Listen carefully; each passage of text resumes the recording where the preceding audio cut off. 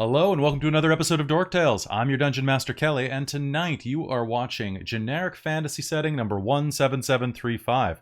But before we begin, why don't we go ahead and introduce ourselves? So, starting on my left, Christine. Hi, I'm Christine, and I'm playing Malia Sunsworn, the Dwarven Cleric of Vela. Goddess of Sky and Storms. Yes. All right, so Tempest Cleric. Tempest Cleric, it's true. Let's see our Druid. Hello, I'm Amy, and I'm playing Tia Armstrong, the half-orc druid.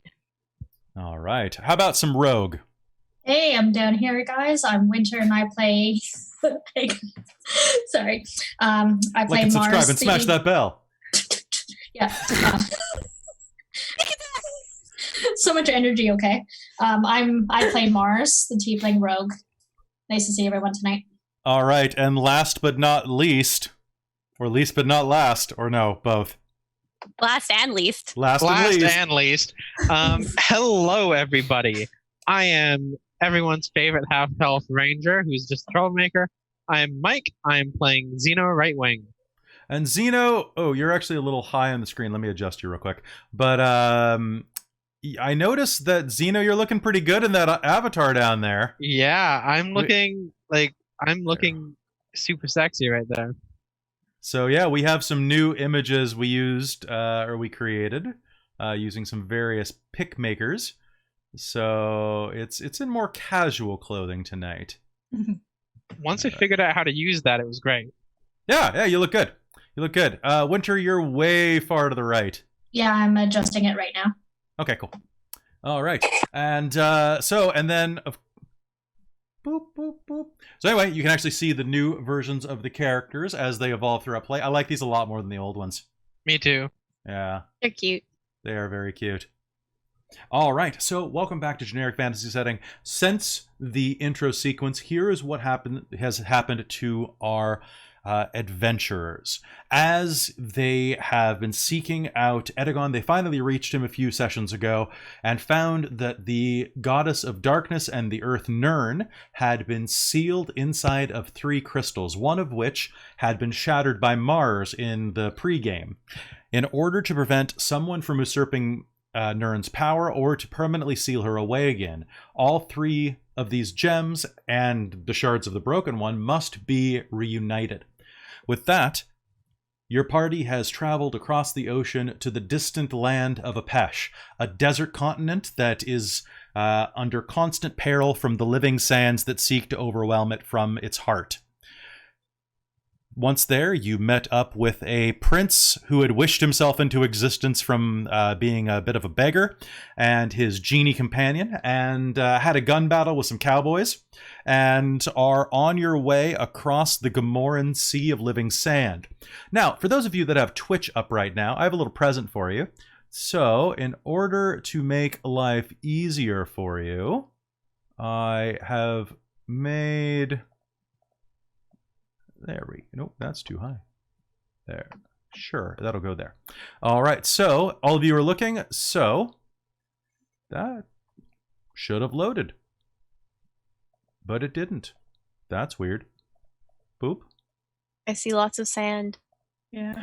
I hate sand. It's dark or it's coarse and... Oh, that's why, because I don't have that. Boom. There we go. So, those of you who are looking right there can see the map of Apesh.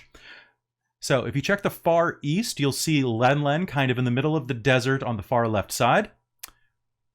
You traveled more or less north. The map isn't perfect, over towards Temok City, which is where you are taking your ride on the Storm Rider, or Stormhammer, across to Capsidet, the new capital of the Empire. And you can see the old capital there, which is I can't pronounce because, hey, I'm not from this place.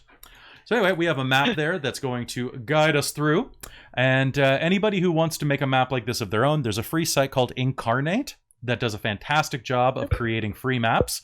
They have a premium version too, and they're not sponsored. They're just, I like sharing cool little things that you can do with your games. And tonight, most of our music is coming from Tabletop Audio, which is another free service. And without further ado, last time you saved the town from being overtaken by the criminal Arms Griffin, who had created a reign of terror throughout the town of Timok City after slaying the sheriff. You defeated him in a gun battle and accidentally banished him to the Nine Hells. And Accidentally. I accidentally, did that shit on purpose. you accidentally locked him out of the main realm. Permanently. Yeah, okay, yeah, fair. And Banishment was intentional. And with that, you were able to secure passage on the Stormhammer, a immense stand crawler that should take you across the waste to the stop in Selene, and finally making its way to Capsidet. And why don't we go ahead and start there? Okay. You had a bit more time to go and collect your things, grab some food, grab some traveling goods. You were traveling with your friend Farah, of course, your dragon companion, who, if you're looking at Twitch right now, is right here. There you are, baby girl. I love her so much. All right, so traveling around, acquiring some items. I believe Farah last game picked up a cowboy hat, spurs, boots, and a fringe jacket. Yep. So she's looking pretty dope. Is anybody else going about doing anything in this town, or are you just heading to your luxury cabins? Oh, luxury cabins, please, God. Yeah. How God. does this exactly go? Is it like sailing over the sand or is it airborne? It is sailing over the sand, almost like on the gears of a giant tank. Okay, cool. Just needed to make sure it wasn't up high. All right, so if you're just deciding to head straight in there, the ticket master will punch your tickets as you go through. Malia going through first, he'll look down at you. This is a tall human man with a bald crown and a wide, bristly mustache that makes him look somewhat like a walrus. He smiles down from his velvet red and black tunic that is embroidered with shined brass buttons all the way up to the neck, and punches your ticket for you. I see. You are headed into the luxury cabin number 3. Luxury cabin number 3 of the Western luxury cabins. Fantastic, thank you. Let's see. And you, luxury cabin. He holds his hand out to you, Tia. Yes, my lady. Luxury cabin, West 6. Oh, okay. Let's see. And you, my dear. He holds his hand out to Mars. Luxury cabin number 6 West. Congratulations, your roommates. And you, sir, please? He'll click yours and say, yes, of course. And your roommate is, of course, this fine red-haired lady here. You will be staying in cabin West 3. And you, please? He holds his hand out to Farah. Farah hands over the ticket, and he clicks it. Congratulations. I see that you are the resident of Luxury Cabin East 1. Is that good? Oh, it's one of our most flagrantly luxurious cabins. I hope you'll enjoy your stay. But wait, flagrantly? What do you mean? Flagrant. Flag. Super duper good. It's fancier than what we're getting. Wanting. Yeah. How far are they from our rooms? Just They're just on the opposite wing of the vessel, some 50 feet. Oh, okay. Of course, you'll have access to the luxury dining and alcohol cars, as well as the spa and any other amenities. Excellent.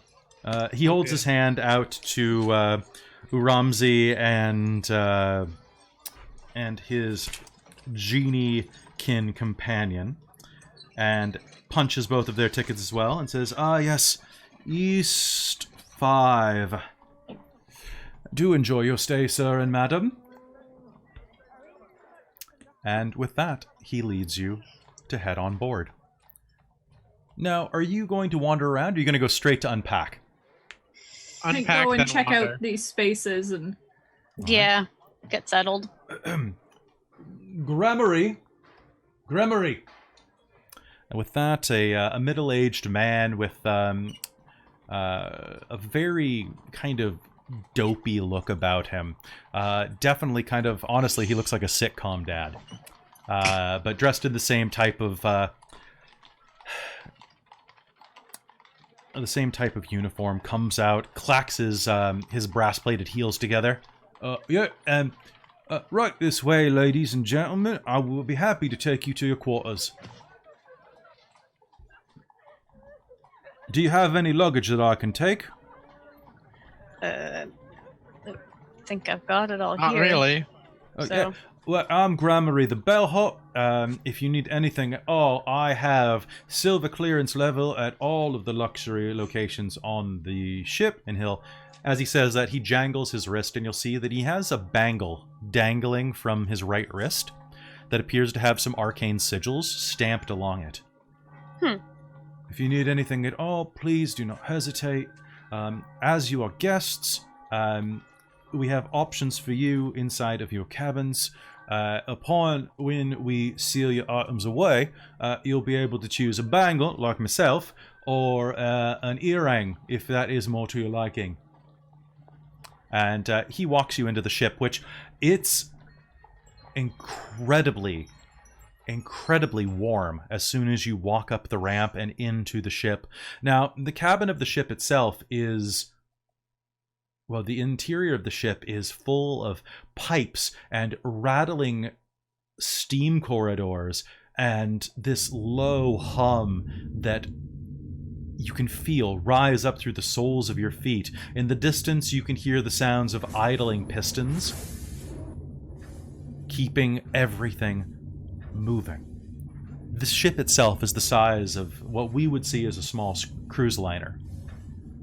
It's 3 football fields long from nose to tip.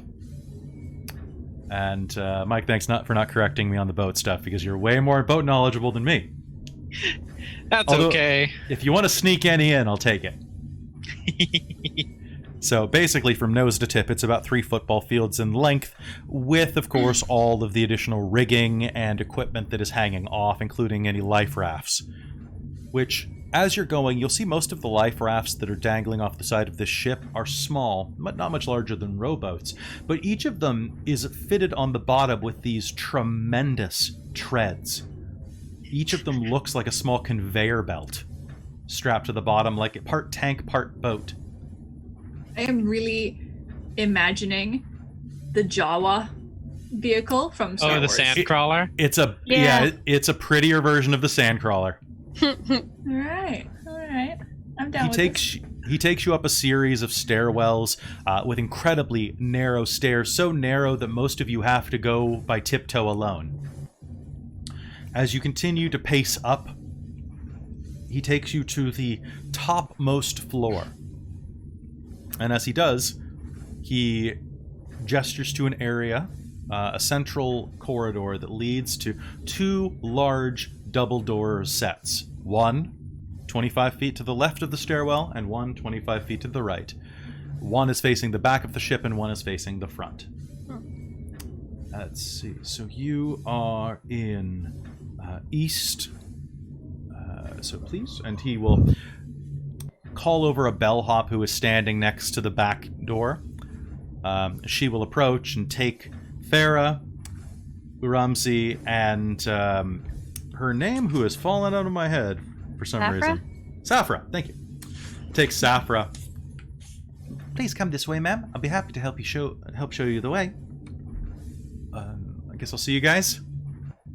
Yeah. see it. Don't make too much trouble. Us like, trouble never. We've never done that. You just have to worry about the one. Which one? Lots of trouble. Okay, gotcha. All right. So, as you head inside... Oh, the boat image vanished. Interesting. He takes you over to your side, and as he goes up, you'll see that there is a large panel about the size of a dinner plate next to the pair of doors.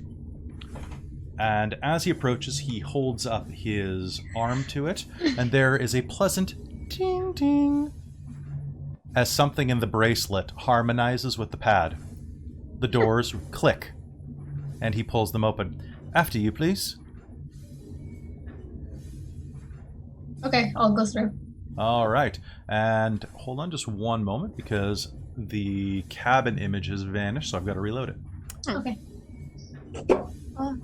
You know what? I don't even have to do that. I can narrate through this. As he opens through it, there's a long corridor stretching ahead of you that comes to a single door. On either side, there are 3 sets of doors. There we go, and it is... somewhere. Where'd it go? I just put it in. Huh. Maybe I can't narrate over this. Maybe it won't let me. Well, something just arrived at the top of my corner screen. Oh, okay, that's why. All right. So looking at this, you enter from the bottom. There are 3 doors on your left, 3 doors on your right, and 1 door that I apparently forgot to Photoshop directly at the end of the hall. Each one of these rooms has their cabin number printed in a brilliant steel plate that's been mirror shine polished. Ooh. All right. Well, Fancy. I gather from your familiarity with each other that you're all traveling together. Yeah. Yes. Yes. If you wouldn't mind, it would be faster if I explained the system to everyone at once. Sounds Okay. good. Okay. Yeah. All right. As you walk down the hall, he starts off by going to room 3. At which point he holds up his bangle in front of the pad on the door. There is a click, and he pushes the door open.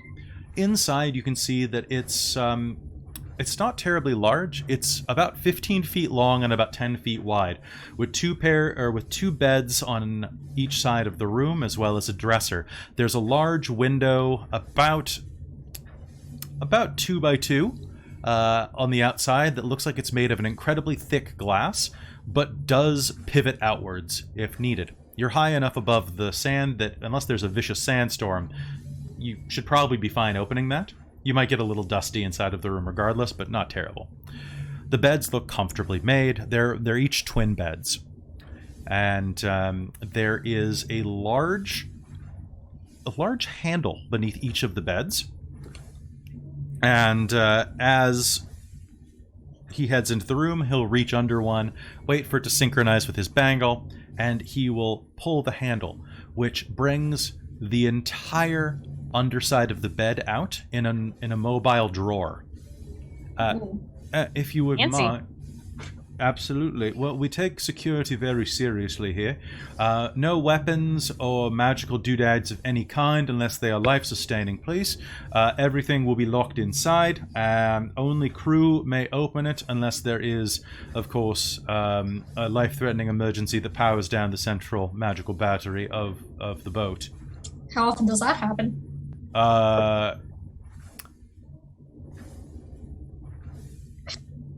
I don't think it has actually, but It's reassuring. well, it happened once, but it was about, we had a bit of a problem where it went offline for about five seconds. About half a year ago, 2 seasons ago, there were some major earthquakes that rolled through. But I mean, it hasn't happened since, and I mean, no one on this ship's going to be causing any earthquakes, so I think we'll be fine. Yeah.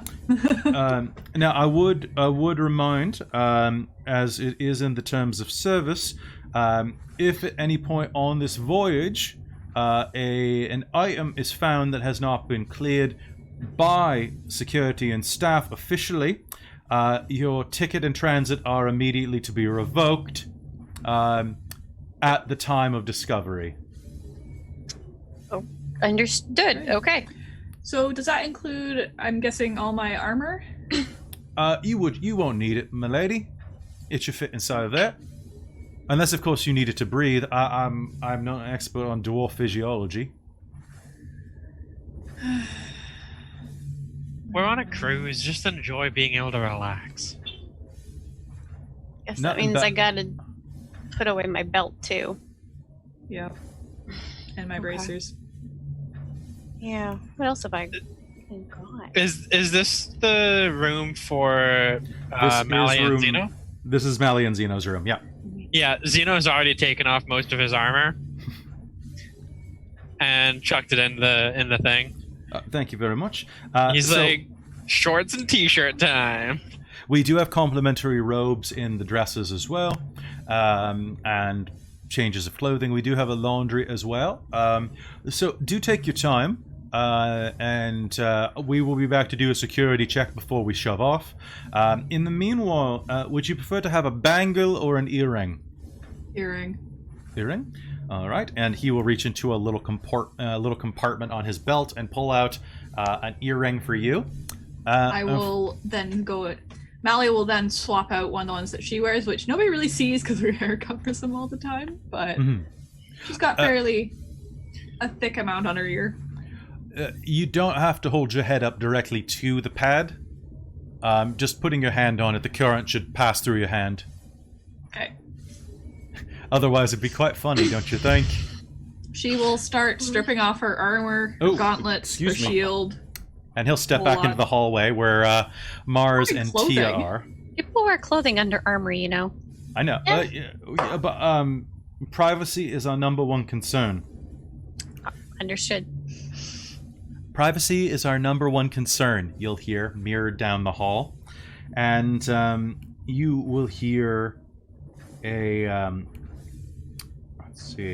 sound of a woman's voice in cabin number 4. I realize that, but my trunk is my concern. I don't need any help carrying it. There are fragile things inside of here. Another attendant is helping a woman who looks to be kind of hard to tell. She has elven features, long tapered ears, and looks slightly tired. If anything, she's one of the high elves. Her skin very pale, her eyes very bright blue, but there's a certain tiredness to her. She has long, flowing brown hair that almost reaches down to her ass, and is wearing some comfortable but fine garments. Yes, ma'am. Yes, ma'am. Sorry to intrude. We'll get the rest of your luggage. Oh, see that you do. Thank you. She'll smile and give you all a little bit of a wave. I suppose that we're next-door neighbors. Sure are. Lyodon. Emerald Lyodon. Zeno. Right wing. Mally is Sunsworn. Ah, the right wings. Well, then I'm traveling in good company. And Yes. Sunsworn. Ah, a cleric of Vela. Yes. Are you family of the Autumn at Sunsworns? Don't recognize the name, so probably not, but I can't guarantee. Oh, well. It's very good to meet you all. If you need anything, or if you'd like to have drinks later, I'm always up for making new acquaintances. Keep that in mind. Now, if you excuse me, I should probably unpack. What was her name? Her name was Emerald Lyodon. Now, Okay. Kelly, you said there's a window out, but there's no balcony, right? No, there's not. Okay. Like if you can, if you are you gonna go take a look outside the window? Yeah. Sure.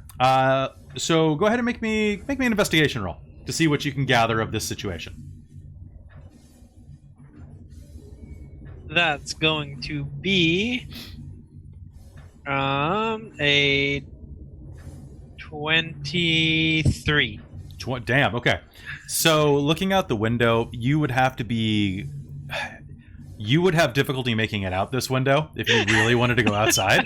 In an emergency, you could make it out this window the fast way. But like anybody but Mars in your group would have a lot of trouble, like even being able to stealth out the window, even sneaking out. It looks like there is a slight lip beneath the window that runs along the length of the ship. And it looks like there's a little bit of ridging in the metal, but then again, you would have to be, to spend any time out there at all, particularly really when this thing is moving, you would have to be quite the person. And if you failed, it's a 30-foot drop onto a deck, or a 75-plus foot fall onto gears. Question. Mars.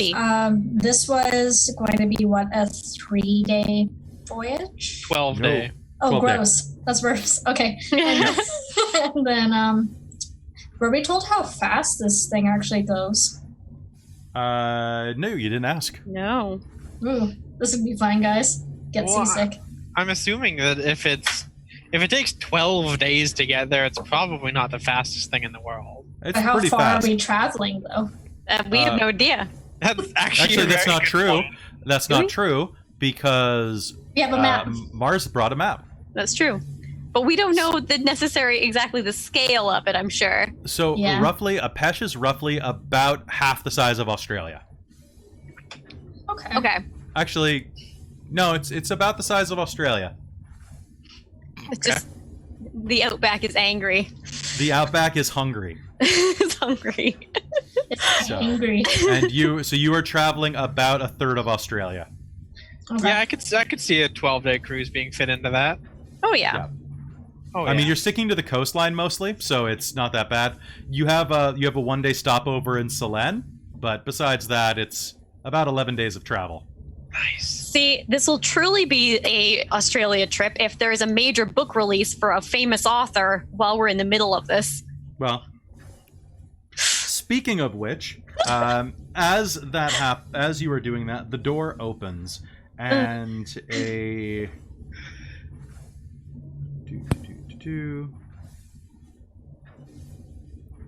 Oh wait, no, I cut him out of the plot. Never mind. Oh. Oh wait, no, I didn't. He's right there. I just forgot how to. As that happens, another bellhop walks in carrying a large trunk, kind of swaying with motion. Ah, a wonderful location. Oh, this carpeting is so plush. I love the checkers. You'll hear a voice behind him. The bellhop moves over to room number 6 and swipes his bangle, and as he does, you can see that there is a small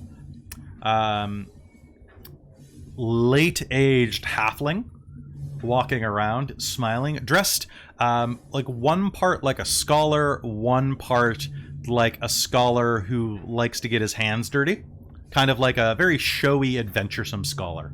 Like a little archaeologist looking guy who smiles, looks up at you with his big, bright, slightly chipped teeth, his broken nose, and his scarred eyebrows, waggles these little black caterpillars at you, and tips his hat with a gloved hand. Oh. Good Hi. day. Hello. Seems that we're neighbors. Hello? Oh, Hello. I shan't be loud if you shan't be loud. Generally aren't loud. Shouldn't Which be a one was he problem. going into? Number 6. Wait. That's my So he's room. sharing with Mars and Tia? Oh, sorry. You're supposed to be number. Aha! That's because you guys are supposed to be in number 5. That's Oh. you guys are. Because that's where you put the NPC and Genie. No, they're in East 5. They're in the other wing. Yeah. They and Oh. Farah are on the other side of the ship. Yeah. Okay, so this image is just half of the ship then? This is just your luxury corridor. Oh. This is your Other car. luxury. Okay. If this was a train, this would be your car. Yeah. So you guys are in. That was my mistake, guys. That's me having an error on my notes. You guys are staying in number 6. Yeah. Oh, pardon me. No, you're staying in number 5. You should be in number 5. You got a good room. So yeah, the PCs are in 5, and Grimmon is in number 6. Or Grimmin. Yeah. And So- then Malia and I have 3. Yeah. So you guys are catty cornered from each other. Yeah, we're in what appears to be the smallest of the rooms. The smaller size. Your guy is going to take you over Tia and Mars. He's going to take you over to number 5, and you'll see that it's a little bit larger than the other ones by about a third as much. So it's 15 feet long, but almost 13 feet wide. So you get a little bit of extra legroom in there. Nice. And inside of each room as well, it's not marked, but there is a small toilet stall. Oh. Good to know. Yep. All right. It takes you in there, and the halfling, as you're being led in there, smiles and leans out his room. Ah, this is quite luxurious. I like it a lot. Well, don't worry. Good old Grim and Glen fellow's not going to make any trouble. You're not going to hear a peep out of me. I'll be doing most of my writing. So long as you don't disturb me, I won't disturb you. Understood. Okay. Sounds good to me.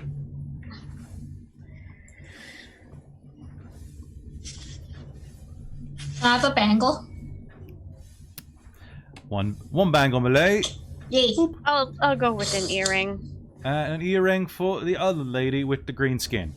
What a colourful pair you are. Is this your wedding? Yes. Well, salutations. Thank you. And I will see about having a bottle of champagne brought to you. Fabulous. Is it on the house? Yep. Because we're married now. It'll be in the glasses. Yeah, okay. Good. That's how I prefer it served anyway. Yes. Thank Oy you. vey. All right.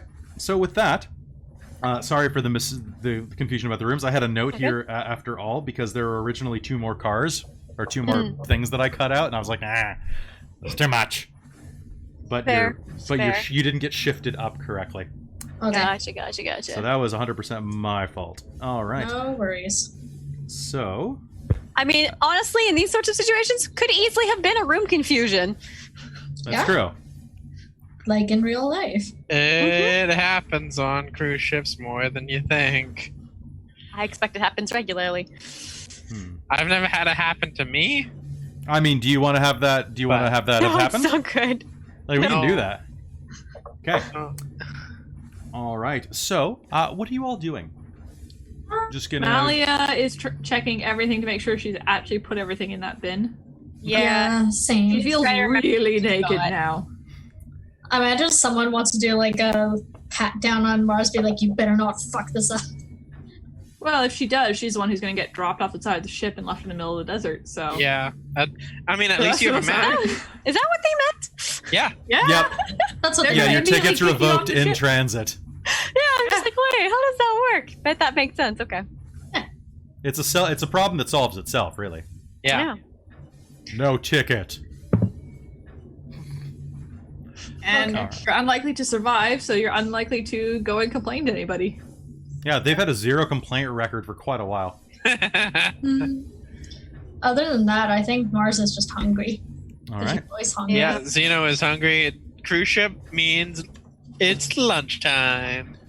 Or breakfast time. Why does everyone think I'm getting married? You have that sort of personality. Yeah. I don't understand. Is this the type of ship where we're expected to have like nice clothes for dinner? Do we have nice clothes for dinner? Yeah. Actually, you all do have nice clothes. You went and bought them. Oh, Yeah. okay. I don't remember did. that. But Oh, there is a that's ship. There is a shop on the ship as well, but you don't know. You could ask someone. I want to go look at the gift shop. There has Okay. to be one, right? There is, yeah. Oh yeah, for sure. Is there like a thing that has like the day's activities and like dinner times and everything? There is a little brochure. Yeah. Yay! Look at Okay. that. So there's a dance. There is a Yep, the last night there's a dance and banquet. So I have a question for Zeno. What activities are you looking for? Shuffleboard.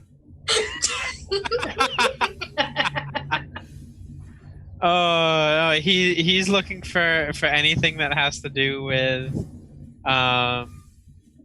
he wants to meet people. He wants to talk to pretty girls. Single, ready to mingle. Got it. Yeah, basically, he's like, all right, what can we do? Spa. Spa. Spa. Yeah. That's a good option. So Blank.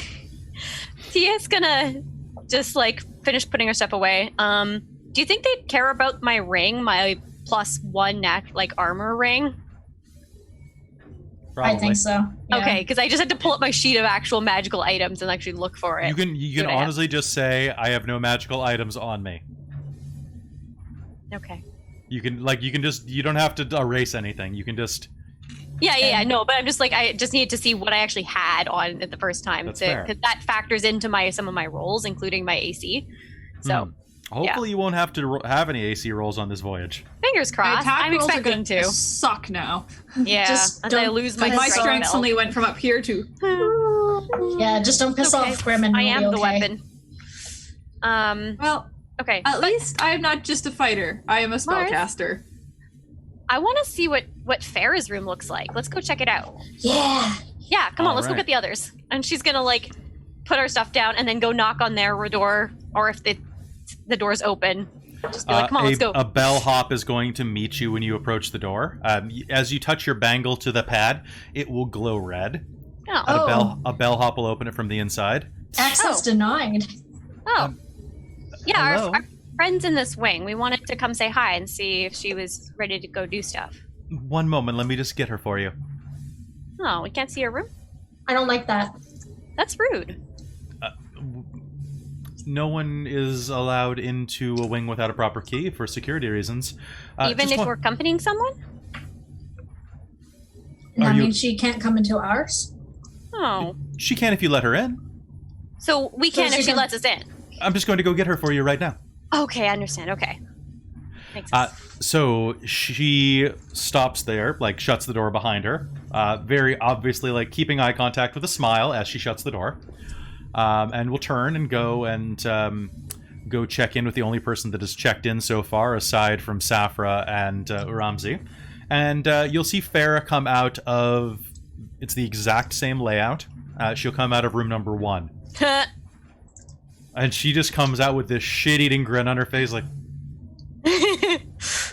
The door swings open as she approaches, and my apologies, please come in. Thank you. That might So make an issue if we need to get a hold of you. Yeah. This staff is positioned at least in the hallway outside 24 hours a day. Okay. Yeah, And shouldn't be a problem. you can always call us with any of the rings on the wall as well. Fantastic. Can we make Fancy. calls to other rooms with the rings on the wall? Yes, each one of you has a speaking tube in your room that should be able to allow you to converse either with staff or with any of the other rooms in the luxury suites, unless, of course, they are plugged. Neat. Okay. Your plugs are beneath the horns. Okay. Sounds good. Farah looks over at you. How's steerage, suckers? Excuse you. It's okay. And here I've- you got a fancy room. I'm finally being treated like the princess I am. Come on in. Come here. I'll show you. Okay. Yeah. It's really good. So, over here is my luxury spa. And so she's going to take you in. And what you'll see is that it is a room that is roughly the entire... it's a... So, how to explain this? So let's take a look at the boat, okay? Boat. So, as you can see, it's basically a room that's shaped like a semicircle. The entire width of the remainder of the cabin. Ooh, Oh. no, don't do that. That seems Yeah, we right. paid the same amount for it. Yeah, I know, right? This Yep. is a shitty cruise line. It's Really whoever. is. It's whatever's available. So it runs the length. It's only about 15 feet deep. But as you enter, it has a large water closet that takes up the entire left side of the room, from basically where the number 2 is up. Pardon me. I guess it would be where the number 5 is up because it's reversed from the other one. Then the bed is on the right-hand side, jutting out from this wall right here. There are windows along both the right and left wall, and there are a pair of large dressers on either side of the entrance to the room as well. It's basically just a fancier version of your room. The bed is a full queen. Is there just the one bed? It's just the one bed. Huh. It looks basically like a luxury accommodation. The bed itself is a 4-poster bed that is partially built into the wall with hanging drapery around it. So basically a honeymoon suite. It's a honeymoon suite. Farah is going to leap onto the bed, bounce twice as the plushness of the cushions catch her underside, and come to a lotus pause and go, "A bottle of water, please, servants."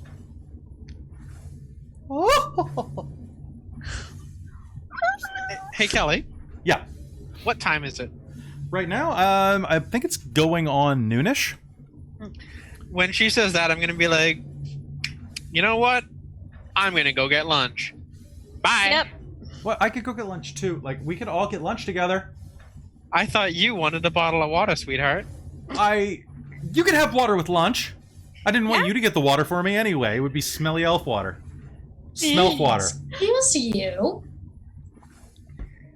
I like Well. the taste of brimstone. Actually, we're gonna forget I said that. I could eat. Yeah?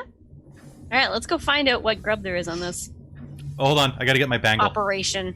All right, let's do this. Zeno has a little earring. Oh, you got the earring? Okay. Yeah. All right, so that's okay. So Farah will accompany you out, and Farah-sized. I'm having too much fun having Farah's photo. I'm not gonna lie. She's a cute Very good. photo. It is. I photoshopped all of the scales on her too, Ooh. Yeah.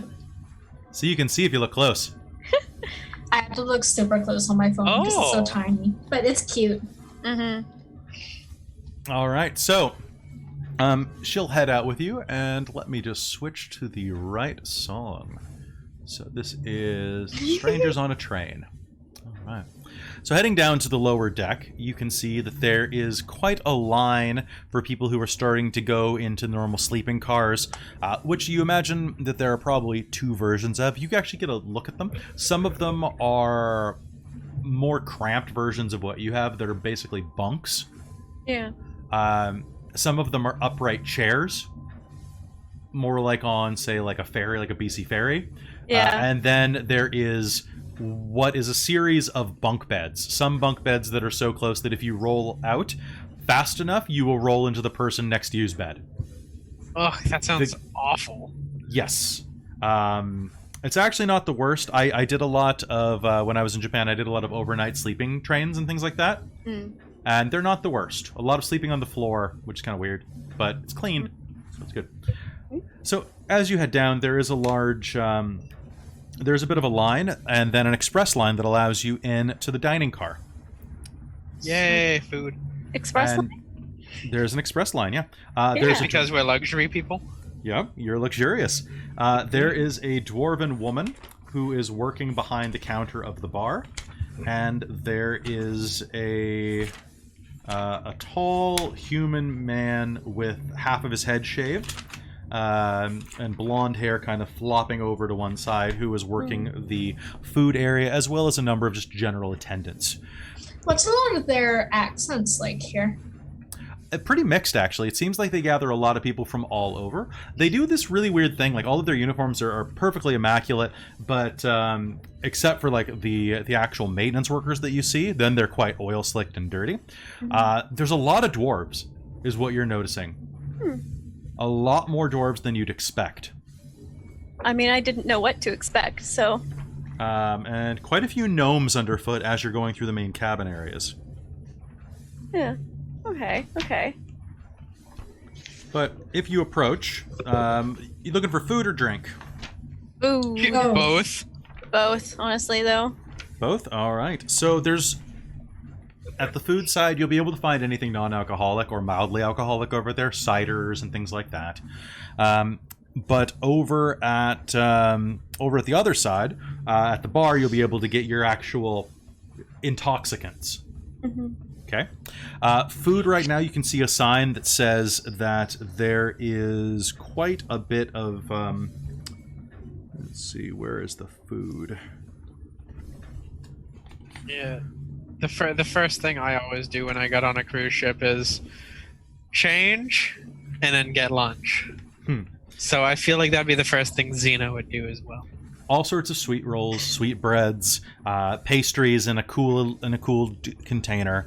You'll see that there's a roast beef station with someone who is cutting this meat. Oh. There are all sorts of a lot of pastries, a lot of curries and dals, things that keep really well under a temperature. Yeah. That look like they're spiced. A lot of exotic spices are going to waft up at you. A lot of cumins and cinnamons and other types of flavor that you may not be 100% used to. And in Xeno's case, you probably haven't had in quite a while, at the very least. Straight to the roast stand for me. All right. The man will cut you as much roast as you want. It's a nice, lean, meaty chunk. With just the right amount of fat trimming. Serves it with a bit of hunter's gravy with a thick red wine base, as well as shallots and roasted potatoes, if you'd like. They also have a thick macaroni and cheese. Ooh. Mackey cheese.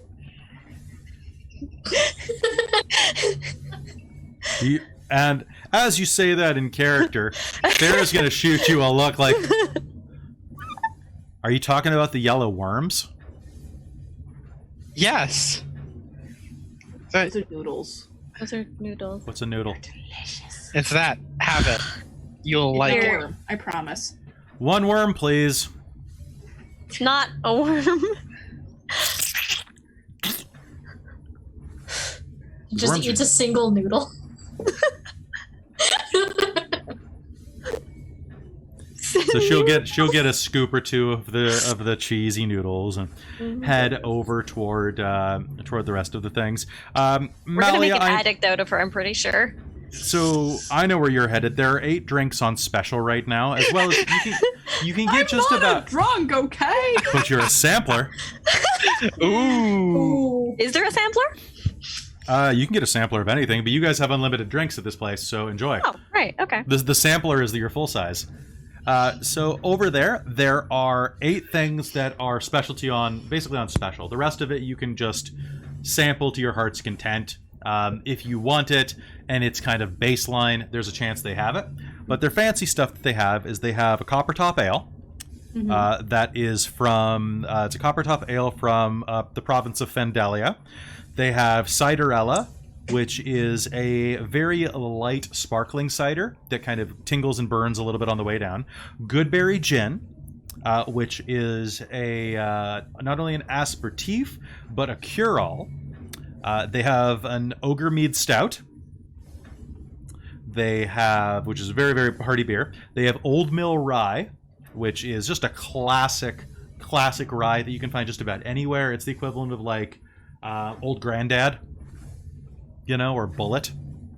They have Grimlock's Cordial, which is a very interesting looking beverage in a bottle that kind of looks more like a flower vase than anything, with a large heart-shaped cork on top.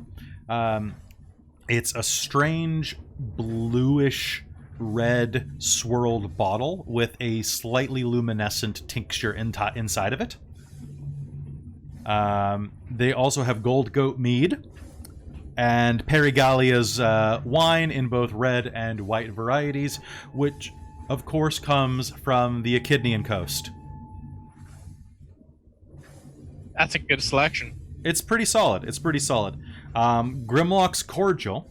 For those of you who would know, Malia, you can go ahead and make me a history roll to know about Grimlock's Cordial. You'll have advantage. Everybody else can roll if they'd like, if they think they would have heard about it before, which is regular. Sure. Alright. What was the roll? Grimlock's history. Okay. Yeah, Zeno is just gonna go for the wine anyways, so he doesn't really care. Red or white? Red, please. One red wine, not a problem at all, sir. And she'll pour you a glass. So you got, what'd you get, Malia? 18. 18. Grimlock's Cordial is not terribly old. It was invented by a gnomish inventor about 100 years ago, ballpark. So it's a fairly new drink. It is part of a series of new intoxicants that is hitting some of the bigger cities that you would have heard about through your father back when you were a child. A lot of brewers are worried that this type of intoxicant is going to replace alcohol. And this is a laudanum beverage. Ah, Yes. okay So- then. Anybody who wants to have that, you're more than welcome. So I got an unnatural No, 20. thanks. Would I know that? What? Yes, you know Grimlock's because it was actually used shortly by the Iron Shield Company for amputations. Yep. And because it does its job, laudanum. We all know what laudanum is, right? I actually do not. Opioid. It's an Gotcha. opioid. It is Victorian era, sort of. Oh. Take so a spoonful of cordials and laudanum. tinctures like that used to be sold over the counter, and they had a really high amount of opium in them. Mixed in alcohol. Mixed in alcohol, Ooh. which is exactly how you want to do that. You want to have that cocktail, and it was over the counter. It was the equivalent of cough syrup, but it was raw opium Yeah. mixed with alcohol, and it would knock You you, would on your ass. take a spoonful for a headache. You'd take it for cramps. Like You'd give it to put your anything. baby to sleep. yeah. That's not a joke. You'd actually use it to put a colicky baby to sleep, Not surprised. and it would work because hey, you're Very giving your well. yeah, you give your baby smack, it'll sleep. It's like, you know who else would colicky baby? Mars wants some. I mean, if you can have some, yeah, absolutely. Yeah. You'll just be a little loopy. I know she blanked out, but then when she heard it's a new intoxicant, she's like, yeah. All right. Absolutely. Yeah, Sweet. you can get it with codeine for colds, which is nuts. And I think they also had versions of it that they would mix. So JDA Spry in the chat is agreeing and talking about history as well. But I believe you could also get it mixed with cocaine. Yep. Because why not? Well, you had cocaine toothpaste. A great combination. Yep. There's a fantastic episode of Sawbones we just listened to not that long Pretty ago that much. talked. Every single time they found a new drug that was like something intoxicating or dulled pain or whatever, they put it in literally everything. It was a cure-all until they started figuring out, oh, maybe it's not. Yeah. Euphoria, dysphoria, pruritus, sedation, constipation, reduced tidal volume, respiratory depression, as well as psychological dependence, physical dependence, meiosis, and xerostomia. Overdose can result in severe respiratory depression or collapse and death. Yep. Like Good to opium. know. Yep. So honestly, still better than morphine and heroin. But Sign me up. it does its job. So yeah, you'll take that and you will feel a brilliant warming sensation, unlike any alcohol that you've ever had that seems to seep out through your lungs and stomach lining, and you'll feel the tips of your fingers start to go a little numb, and you'll feel like someone is smothering you in a fresh out of the dryer blanket. Oh god, yes. Also, I have a feeling it probably also helped with hallucination sort of stuff, because opium is a hallucinatory. Yep, it helps you. It So- just does all. Grimlock's Cordial does all sorts of fun things. So you might see purple elephants. It's true. Actually, Big spots. Mars, if you're taking more than a single dose of it, I do need a wisdom save. What's a single dose? Like just a sip? Or Basically a whole like glass? a shot, because they mix it with a little bit of sparkling water. Wisdom save. Sweet. How high are you? Way too high. Are you 13. getting? How much you get? 13. 13?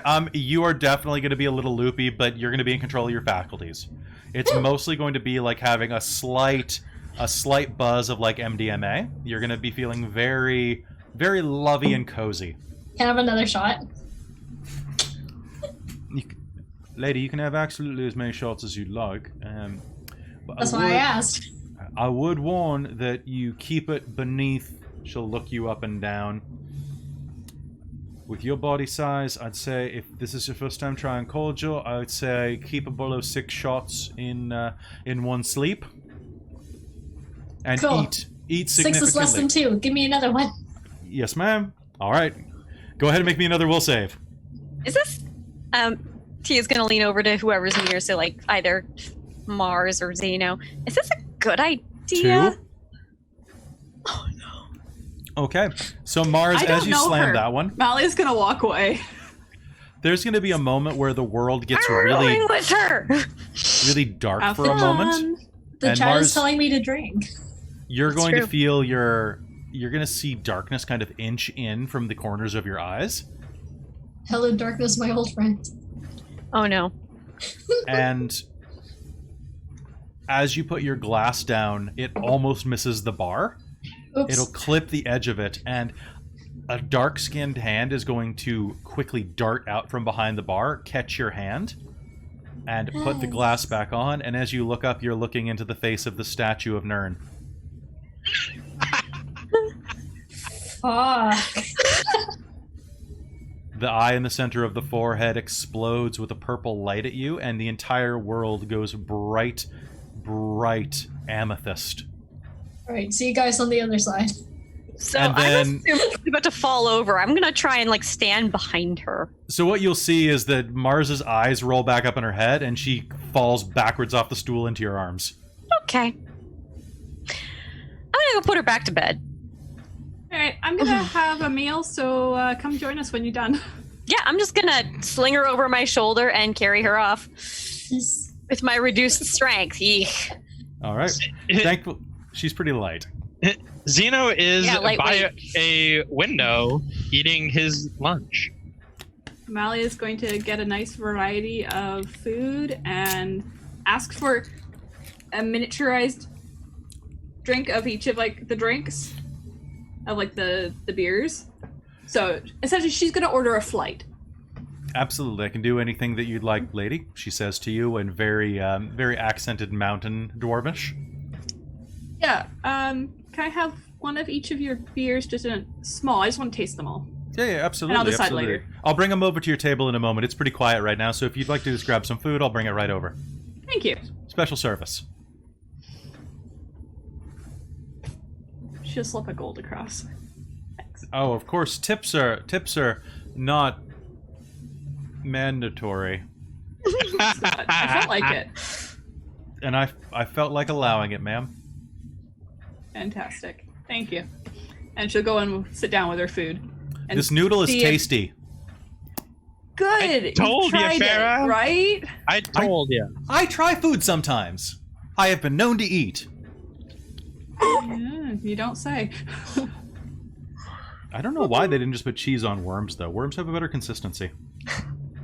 Because not everybody likes worms. Whereas there's very few people who don't like noodles. They're all right. Could use a little bit more of a protein bite. Remind us to one day introduce you to, I think, what was it called? Spaghetti? That's covered in meat sauce. Spaghetti's good. I need roast beef. And I'll be back. cheese. And she'll get up and go back to get some more food. Now, as this is happening, the rest of you are, pardon me, Tia and Mars make your way back toward the sleeping cars. Yeah. And as you do, you will see that the doors are presently busy as a whistle sounds overhead and several of the bellhops are moving a very, very large item through the doors. Oh. A human man of about 20, maybe, slightly disheveled with blonde hair, looking very nervous.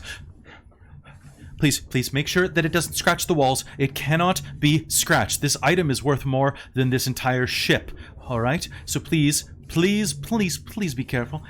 Please be here, just if you let me, then I will look, sir, we've got it. Just allow us to do our job, please. It goes into which cabin again? Into number one. Just bring it in there, please. Post haste. Yeah, I'll do it quite fast. Please, just allow us to focus on not harming your property. Era's gonna love rooming with this guy. Do a different wing. I thought it was the On the wing other that they side. went to. We're on the Oh, opposite right, never side. mind. Yeah. Yeah. All right. So, and as you're as you're waiting for it to clear up, it takes about 3 minutes, Tia, as you're waiting for them to get it through. The I'm gonna strangest thing put that Mars down for a second.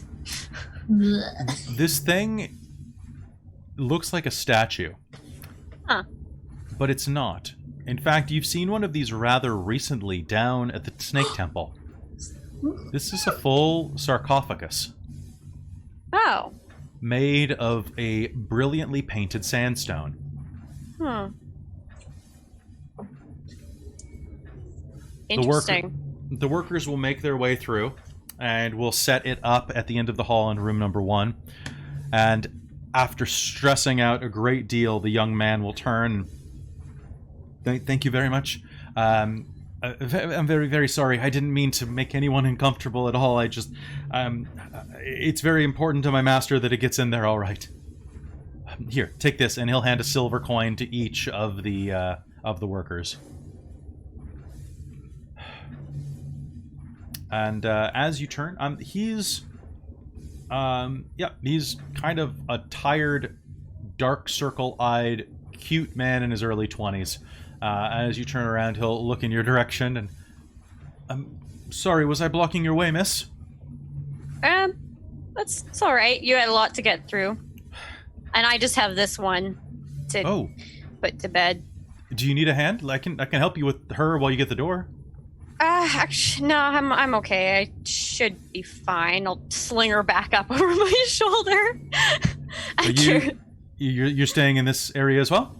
Yeah, I'm in 5. 2. We're right across the hall from each other. Oh, you're not in 1? No, I'm in 2. My employer is in 1. Ah, gotcha. Demanding boss. He's a very yes, he's Jeffrey. Your presence is required in the hall, please, now. Speak of him. I will Jeffrey Westcott. I'll see you around. I'm Tia, this is Mars. Tia and Mars. I'll try to remember that. Yes, sir. Good luck. She'll sort of mouth more than say. My wife is pretty. Oh no. He'll nod. Yeah, yes, ma'am. She can't even facepalm. Her hands are full. All right. So you'll be able to put Mars to bed without any trouble. Yeah. Hopefully she stays there, and then I'll leave her just kind of on the bed. All right. So you'll be able to go and get some food, and you have a nice lunch talk with Farah. Have you tried it with lobster before? Do they have that here? What's a lobster? It's like a sea Spider? thing. It's a like sea crab. Sea crab. Yeah, it's like crab. All crabs are sea crabs. Oh, Not all crabs are sea crabs. You're a sea crab. I am not a sea crab. I'm an elf. Prove it. Just the lack of. I Plus. don't scuttle across the floor?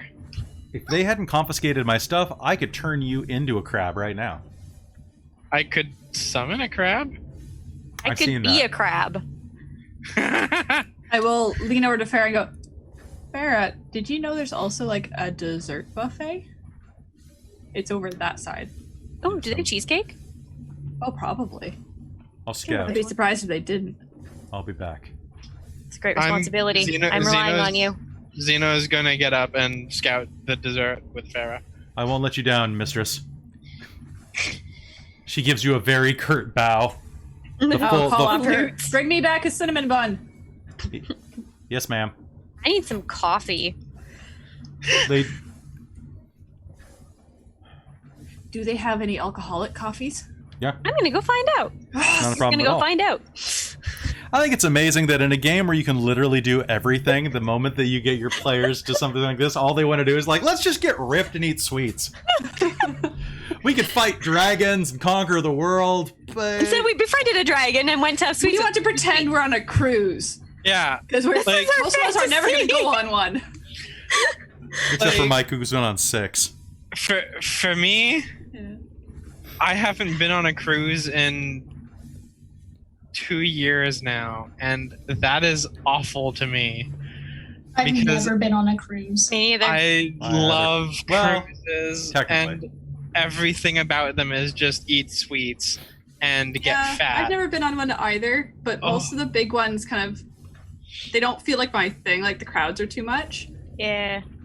But the one that I really want to do one day, which is really expensive, is the Icelandic river cruise on a much smaller boat, and that looks really nice. I'm like, I like the smaller ships, you know, like the 1,500 people as opposed to like the 5,000 people like some of the new ones are. Yeah, that would be My awful. grandma went on one before I was born. It was to the Bahamas, and I really want to do that one. Anything in the Caribbean is great. Do it. And everybody listening and watching should try to go on a cruise because it's one of the best things you'll ever do. Maybe Guaranteed. Dork Tales can go on a cruise. Dork cruise. We would Welcome to the LARP Dork on cruise. the cruise ship. We would totally LARP on the cruise ship. We would just recreate this situation. All right. That would be great. So Let's do it. 2021. 2021. Oh, Dork Cruise. Woo. Tom Cruise. No. Dork Cruise. All right, so I've written down my Dork God. Cruise. Dork Cruise 2021. All right, so you go grab some food. You grab some coffee. They have a nice orcish blend because orcs actually are from areas where coffee originated. They're from like that kind of like Jakartan Samoan type of climate. And you'll have this brew is nice and flavorful. And by the way, an aside, remember all that Bones coffee I ordered that I was talking about? Yes. Yes. The cinnamon roll one is one of the best drip coffees I've ever had in my life. Okay, and it's let me going to know be the next gone time before you put we're it in. on. Did you It's try really the good. strawberry shortcake one? It's really I good, did. and I'm trying to save a little bit for people. The key lime pie one's kind of iffy. I'm saving maple bacon for Mike. Either of you. And the chocolate orange I'm kind of iffy on. But I want to order some more. It's really expensive because I have to have it shipped from the US. Ugh. It's like $20 a bag.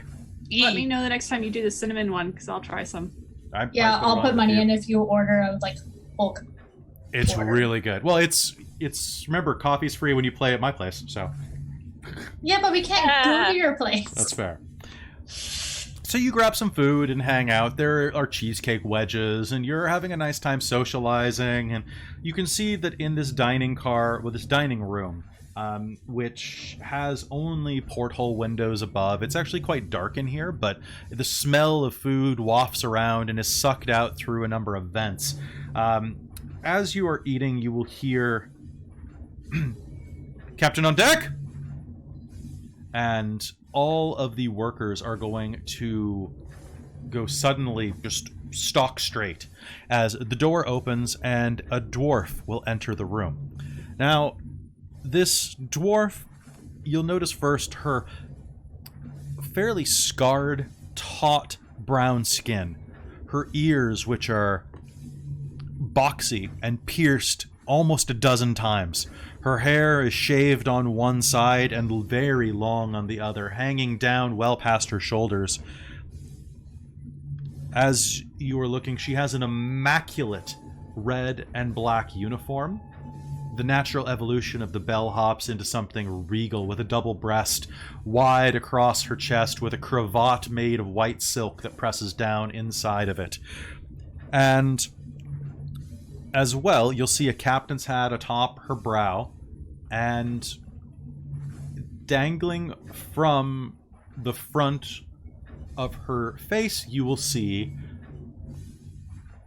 something that's funny to every one of you probably except for Malia.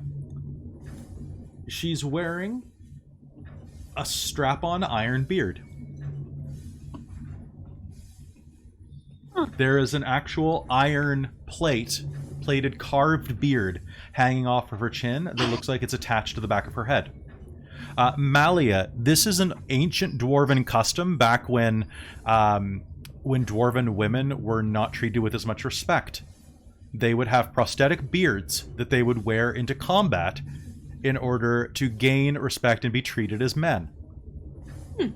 Crazy. It's an old tradition. Hardly anyone ever does it anymore except the most superstitious or rural type of people. Ergo, sailors. Yeah, that'll do it. Okay. As she enters, and it is quite the piece, mind you. It is intricate. You can see all sorts. The workmanship alone is just. And it looks old. Like, this thing looks like it's probably 4 or 5 dwarven generations old at least, maybe 10. So we're talking like, 2,000-3,000 years old. Nice. That's old. It's not for you. That's only like 3 generations for you. Okay, but for me, Yeah, it's really old that's for everyone. old. So as she enters, she will walk around. She will walk over to the mac and cheese, dip her, reach into her pocket, pull out a spoon out of a small container that looks like it is sterilized just for such a thing, and she will go around with these series of spoons and taste every single thing, making rather loud comments. Too much salt. Do it again. Not enough salt. Add 3 thimblefuls of paprika and 1 ounce of white pepper and 4 bay leaves. Should solidify this. Okay, and she's just going around barking orders, and they are like immediately jumping to fix these things. She knows her shit. She does know her shit, and as she will go to each table and she will introduce herself. And seeing that there are only 2 other tables that have anyone at all in them, she will approach yours. Greetings. Welcome aboard the Stormhammer. I am Captain Tormera Ironbeard. This is my ship. Nice to meet you. I see that you're part of our luxury class. I hope that you have an excellent trip ahead of you. Well, If you need anything at all, my ship is here. And my crew should do whatever you need to make your trip pleasant.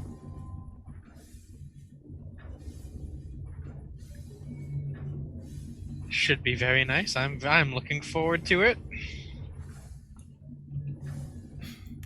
Well, on that note, and as she's saying this, one of her chefs is standing next to her side, trying to whisper in her ear about a new steaming hot dish that he's pulled out. Ma'am, I think that we fixed anything. Bart, are you interrupting me while I'm speaking to guests aboard my ship? But you were asking about the salt. If I was asking about the salt, you should just take care of the salt without needing me to wipe your ass. Now, if you don't put it back in there, I swear I'm going to polish your ass up and run a flagpole up it until it pops out your mouth, and maybe we'll find your brain at the end of it. Malia is just grinning at this. I like her. She's fantastic. How hard is macaroni and cheese? Very hard. You have it with lobster? Ignore me. I didn't say anything. She'll look over at you and out of the corner of her mouth say, "Tip from the pros, my lady. Never have lobster in the desert. It's a death sentence. That makes sense. It just doesn't keep." Do you have an alternative? Yeah, Tia, I'm not healing you. I'll heal myself. Healing. Until you run out. She'll glance down at the Star of Vela on your chest. A Cleric of Vela. Before we shove off, it would do me quite a bit of pride if you could say a brief prayer at the masthead. Certainly. I'd be honored. I think you'll like it if you haven't seen it yet. I have not. I've never been on this one before.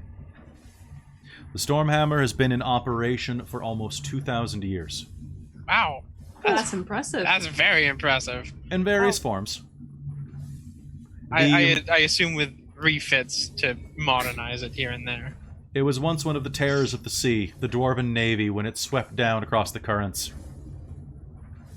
And now it's on the desert. History? Do I recognize this? You can go ahead and make me a history roll. 18. 18. As you're looking at this does look like Cold Heart architecture inside of this room. The Cold Heart dwarves, the first dwarves that swept down from the northern plains and the northern mountains. The ones that all dwarves are descended from distantly before they decided that it was better to live in harmony with their neighbors than to conquer them and enslave them. Malia will look around and comment. Hi, now that you mention it, it is Cold Heart architecture, isn't it? Retrofitted. I had not made that connection.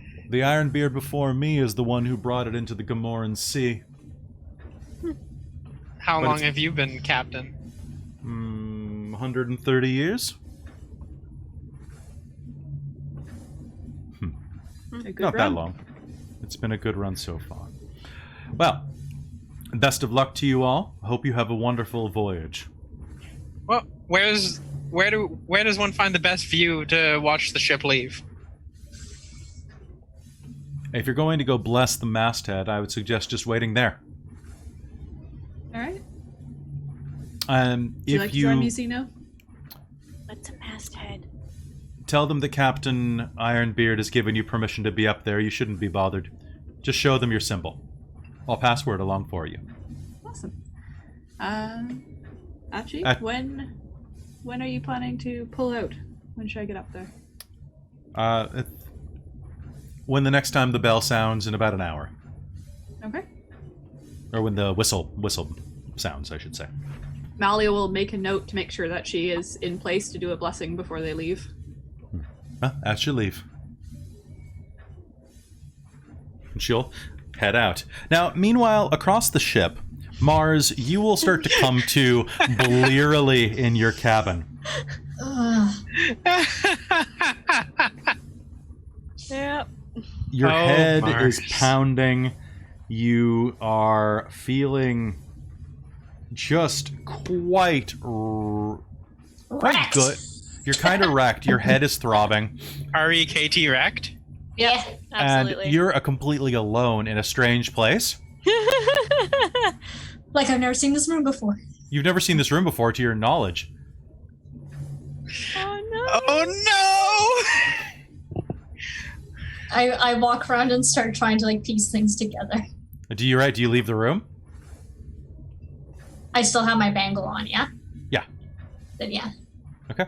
Heading outside of the room, you can see that there is a tall man standing in the hallway who looks over at you as you kind of startle him as you stumble out of the room. He's quite tall, of the same complexion as Uramsi, very dark-skinned. I would say that if I had to describe him, he looks like... Did you see John Wick? Yes. The concierge. Oh, okay. He's very, very dark brown skin, very large, soulful eyes, with kind of honey-colored irises. Okay. And he is wearing draped robes in all sorts of different patterns and fineries, looking very much like a Persian noble. Okay. On his belt, you can see a place where a curved dagger, like a ceremonial dagger, once was, but has since been removed and is just an empty holster. He turns and looks at you with a little bit of surprise. Can I help you find something?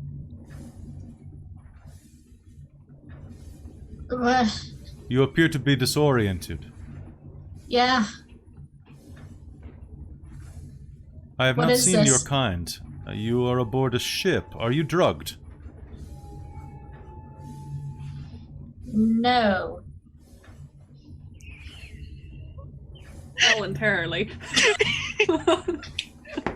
Self-inflicted. He will sniff the air. I smell the puppy. What? Are you calling me a puppy? Perhaps there is a problem with my translation. I smell on your breath. Laudanum. First time? First time. Here. He'll smile and reach to his waist and hand you a light bulb shaped glass bottle. Drink deeply. What's this? Water. You are probably dehydrated. It is spring water. She'll sniff it. I mean, smells. how curious would Mars really be before she was just like, okay, chug, chug, The chug. inside of your mouth tastes almost furry. Ugh. Like, you can feel every individual taste bud running against the inside of your mouth like a carpet on sandpaper. Ugh. Glug. It is the sweetest water you've ever had in your life. It's basic. It almost has like that slightly flat Sprite taste to it. But, oh god, it quenches. She quench. You should drink the entire thing. It will help you. Okay. Who are I'm you?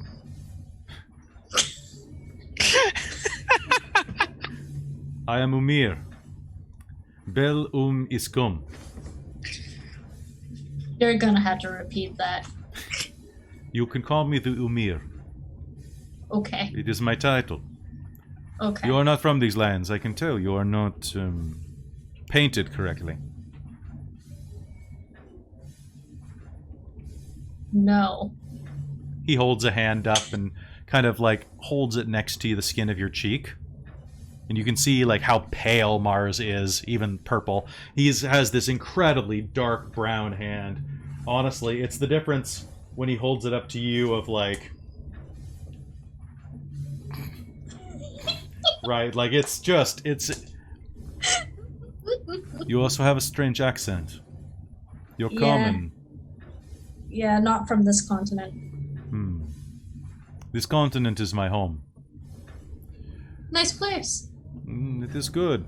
It is good. I am from the south originally. What brings you on to ship? I'm a traveling scholar.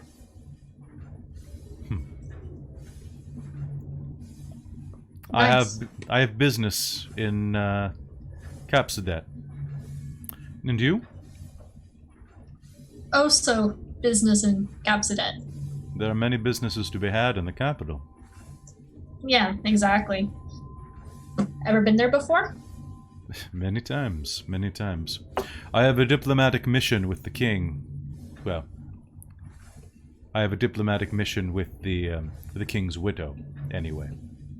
Yeah. Let's go grab a drink and we'll talk about Capsidet a bit. You know, why not? Right? Let's go again. Let's go again. All right, so he'll take you back. So as you are down there, I'm just gonna type out his name. Yes, thank you. Oh no. Oh, I'm not gonna get the cordial again, okay? probably for the best. Yeah. Maybe later, as a treat. Amar's gonna have a bit of cordial as a treat. Okay. So he will just talk to you on the way, and he'll start using terminology once he makes sure you understand it. For example, the king, there is no king. There's a sultana. There is, sultana, and underneath the sultan are a number of shahs. Yes. He is an umir, which is a territorial leader. Okay.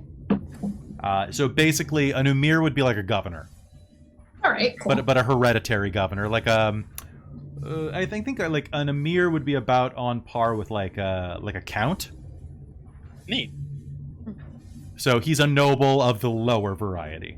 Has money, not much power. And he is from an area known as... I'm going to open the map larger for myself just so I can remember, because I didn't write it down in my notes.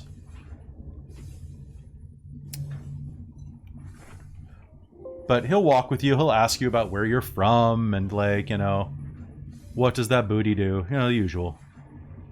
Yeah. It gets white girl drunk. It really does. Yeah, that's.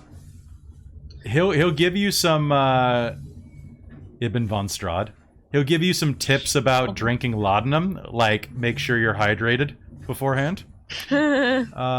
He is from... Drop all my dice. Just so you know, that was my stealth roll. Why are you... What? I'm just like playing with my dice, and I accidentally dropped all my d6 from my stealth roll. So just so you know. Yeah. Nice. He is from Susuha. Susuha?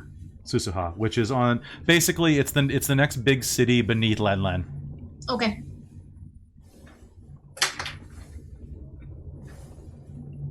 By the way, trying to come up with names for an entire continent of Proto-Babylonian, Persian, Egyptian people and have them all seem phonetically entwined is not an easy task. Like, these all seem like they could work from the same alphabet and the same words. Oh wait, this one's completely different because it's a dwarven settlement that's been there for 5,000 years. Ah! Yeesh. By the way, that Y'all dwarven can talk to me about these things sometimes too if you want. Nah, I will My when we get to jam. the... I will when we get to the main continent. Kalimdur Okay. is obviously the dwarven one. I like dwarven ones because basically you just make it sound like you're being a grump and you've got it perfect. Kalimdur. Right? It's pretty great. Okay, so he will return. So you are finishing up your dessert platter as you see an elegant-looking, dark-skinned man dressed in like abject finery walk in with Mars, having like a pleasant conversation with her. Mars. Oh, you're up. Hi. Welcome back to the land of the living. Feeling better? You are traveling with friends. Yeah. I wouldn't go to this place with just myself, honestly. Well, he Who's your friend? he smiles at waiting for the politeness to kick in. This is the honorable, and she'll like look at him again and be like, I'm Tia I am Armstrong. Tia Armstrong. Umir Bel Iskam. Pleasure to meet you, Malia You- Sunsworn. You can call me Umir Bel. Mirbel. All right. Xeno right wing.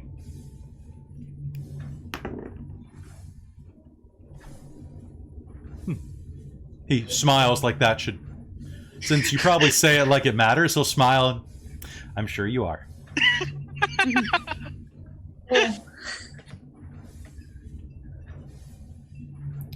Faramina Durai Hazal. Queen. Faramina Harai Zal. We'll all look at Farah and kind of go, Ferry, you're not Okay. a queen. I mean, or at least not anymore. kind of be. I thought she was a princess, not a queen. Yeah. Is it hereditary? Then would she not be queen now, or does she need to have a coronation first? Does the thing they were queen of still exist? The That's a world good still question. exists. Farah, nice to meet you. A pleasure is mine. I do not wish to interfere. I just found your friend in the hallway. Mars was enjoying the after effects of a Grimlock's cordial. Yeah, she passed out earlier. What was it, At 3 least shots? 3 shots on an empty stomach in this heat. No, it was just 2. Still, take I my think you heat were on and your third. you can make it last a little longer if you melt sugar cubes into it. Ooh. It's more of a sipping beverage then. I know, like believe- absinthe. Good to know. Similar, yes. We have a saying in my native dialect, and he'll pipe off something that sounds very elegant. And he'll smile. Roughly translated, it is to become illuminated like the candle. What does that mean? I believe... 420 blaze it? Yes, get lit? Yeah. I think there might be something lost in translation here, but I get the gist of it. Illuminate the tip of your head and feel the presence of the gods. Yeah. Oh, did you hear that? The whistle. Oh. They should... Oh. Yeah, you gotta I'll Yeah, bounce let's- up and head out. I'll get one of the staff people to point me in the right direction. All right, Excuse so- me. It's lovely to meet you. I am but joining Malia. Yes, and Tia wants to know what this is. She's never been on a boat. Would you like to join us? We're gonna go bless the masthead. Well, Malia is. I didn't know ships had heads. No. What? I would be happy to accompany you if you would like to go, Lady Mars. You- Yes. Let's take our plates to go. Okay. So loading it up with some desserts, you will walk along the ship, way That's how Mars past, gets kidnapped every single time. along, Okay. right next to the signs that say, please, no outside food or beverage. As you're... Oy vey. I'm just gonna ignore them for the most part. Yeah, fair. You paid for the expensive tickets, who cares? If they get in trouble, they get in trouble. Not my problem. Yeah, straight up. All right, and with that, you will head to the front of the ship. Now, as you do, there is a tremendous amount of people working along this ship. As I said before, there are close to 300 crew members and probably about 400, maybe 500 people traveling on this ship.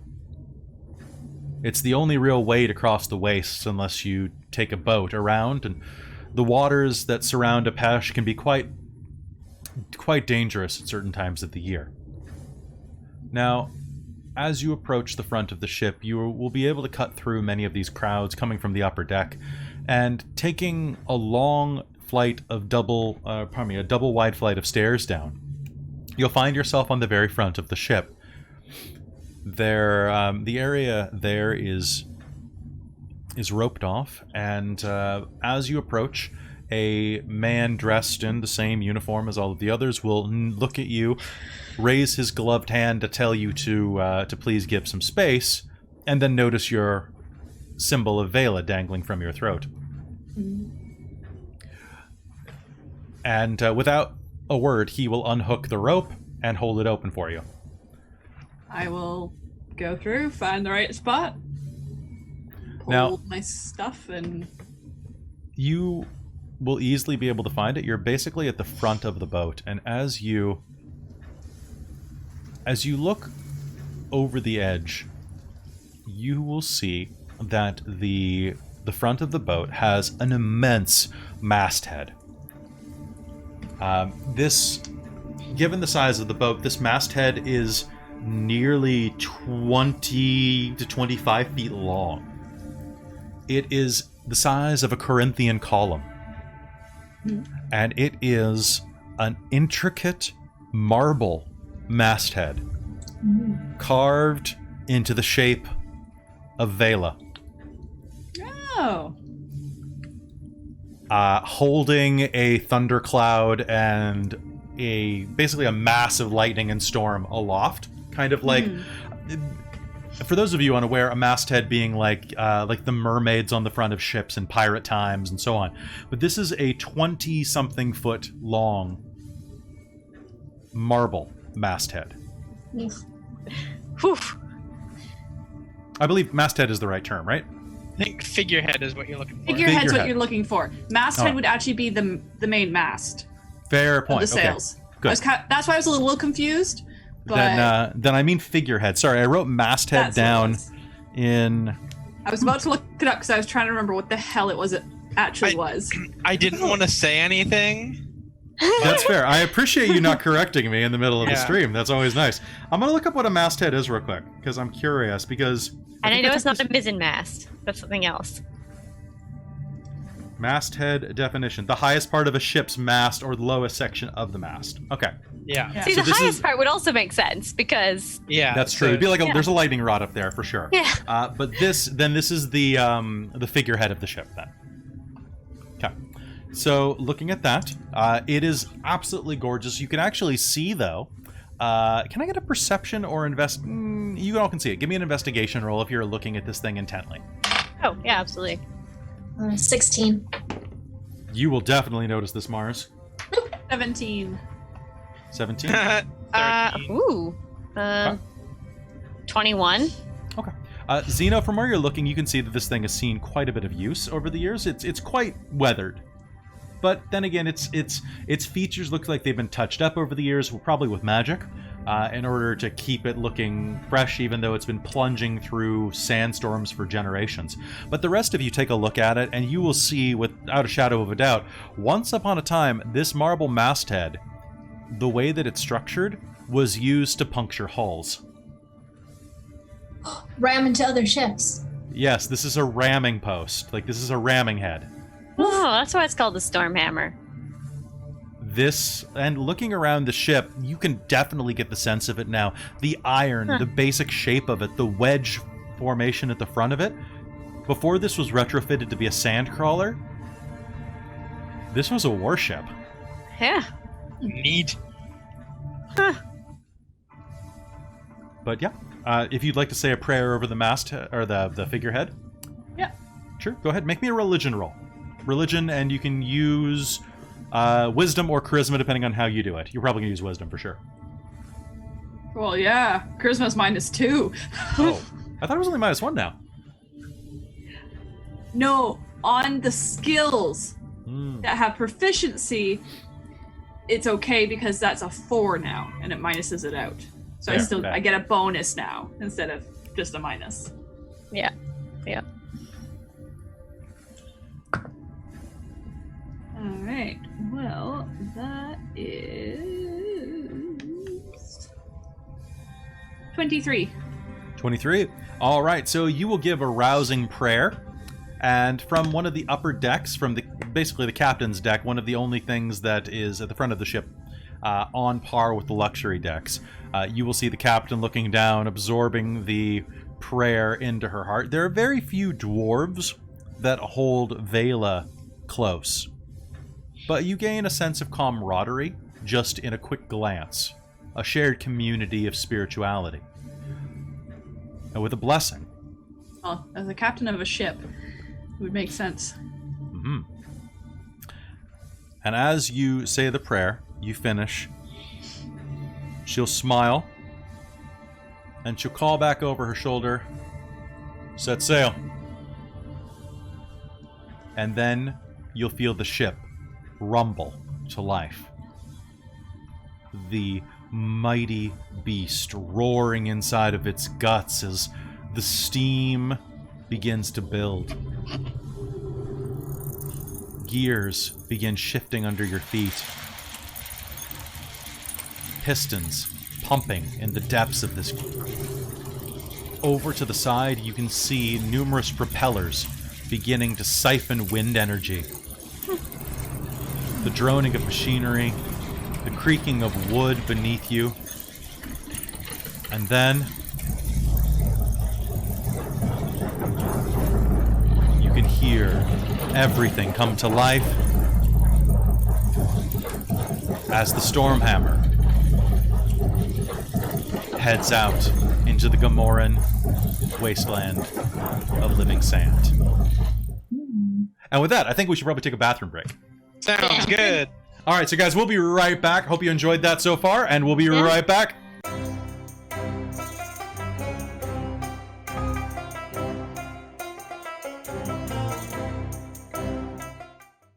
Hello and welcome back, everyone. We are back. This is Generic That was redundant. All right, let's try that again. Hi, everybody. Welcome back to Generic Fantasy Setting number 17735, Season 2, Episode 21, Murder on the Sands. Oh, it just knows the title. Yeah, right? Anyway, welcome I back. figured that out without seeing the title. So, I was just giving the players a reminder that this session's probably not going to have much combat in it, but they should probably take notes with a title like Murder on the Sands. And because I was doing a lot of Agatha Christie before this. So, with that, the ship sails off. And the first 3 days of the voyage are quite comfortable. Cool. Chat has beer. We're good to go. Nice. Oh, I want beer. The first 3 days of the voyage are quite pleasurable. If you want, you will find that in your carriage or in your luxury compartment, there are several other people staying there. Okay. In total, you will learn that, counting up the row, there is, of course, Leodon, who is staying in cabin number 4. Actually, I'm going to put the boat up just so you guys can imagine it better. Okay. So, Leodon is staying in cabin number 4. In number 3, of course, we have Malia and we have Zeno. In number 2, we have that cute young human man who is known as Jeffrey Westcott.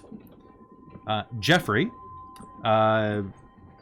is working for the man in number 1, who you, after a bit of talking and learning, is a man called Deaton Van S.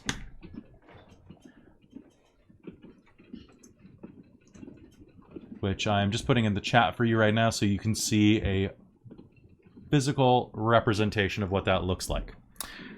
Deaton Van S.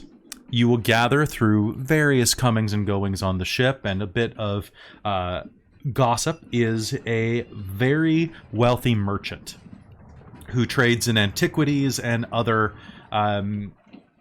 commodities that make him a very sought-after person. Mm. In number 5, of course, we have Mars and Tia. Yeah. Number 6, we have Grimmin Glenfellow, who is an archaeologist and professor. And in number 7, we have the learned academic Umir Bell. I think At the end of the game, can I borrow someone's notes? Yep. I don't do my homework. That's okay. So, out of Sorry, those which people, cabin was Umar in? Umar is in number 6. Or 7. 7. He's in number 7. Okay. So, basically, I don't have... Here, you know what? I'll just do this the easy way. You ready for this? Okay. So, I can't actually do it. Here, I can type it in. I was going to put just wrote it Farah down. on top of everyone individually. Oh, cute. I'll make a better map for next time, I guess, so that has people's names in it. Oh, cool. Thank you. I didn't want to overload you with information, like, visually this time, and I didn't know if you'd have Twitch up, so... So over the next 3 days, it takes about 3 days for you to reach the next city and stopping point. Okay. So you make your way along the Apeshian northern coast from the city that you just left, Temok City, and you will have a brief dock in Selin. Selin is a province of Capsudet, and you'll actually be allowed to go off for a day, collect your belongings, go shopping. It's very much kind of like Morocco, and has a very Casablanca kind of vibe to it. Lots of brick walls, lots of old spurious architecture, spurious, anyway, domed architecture, many temples, and including a very, very prominent temple to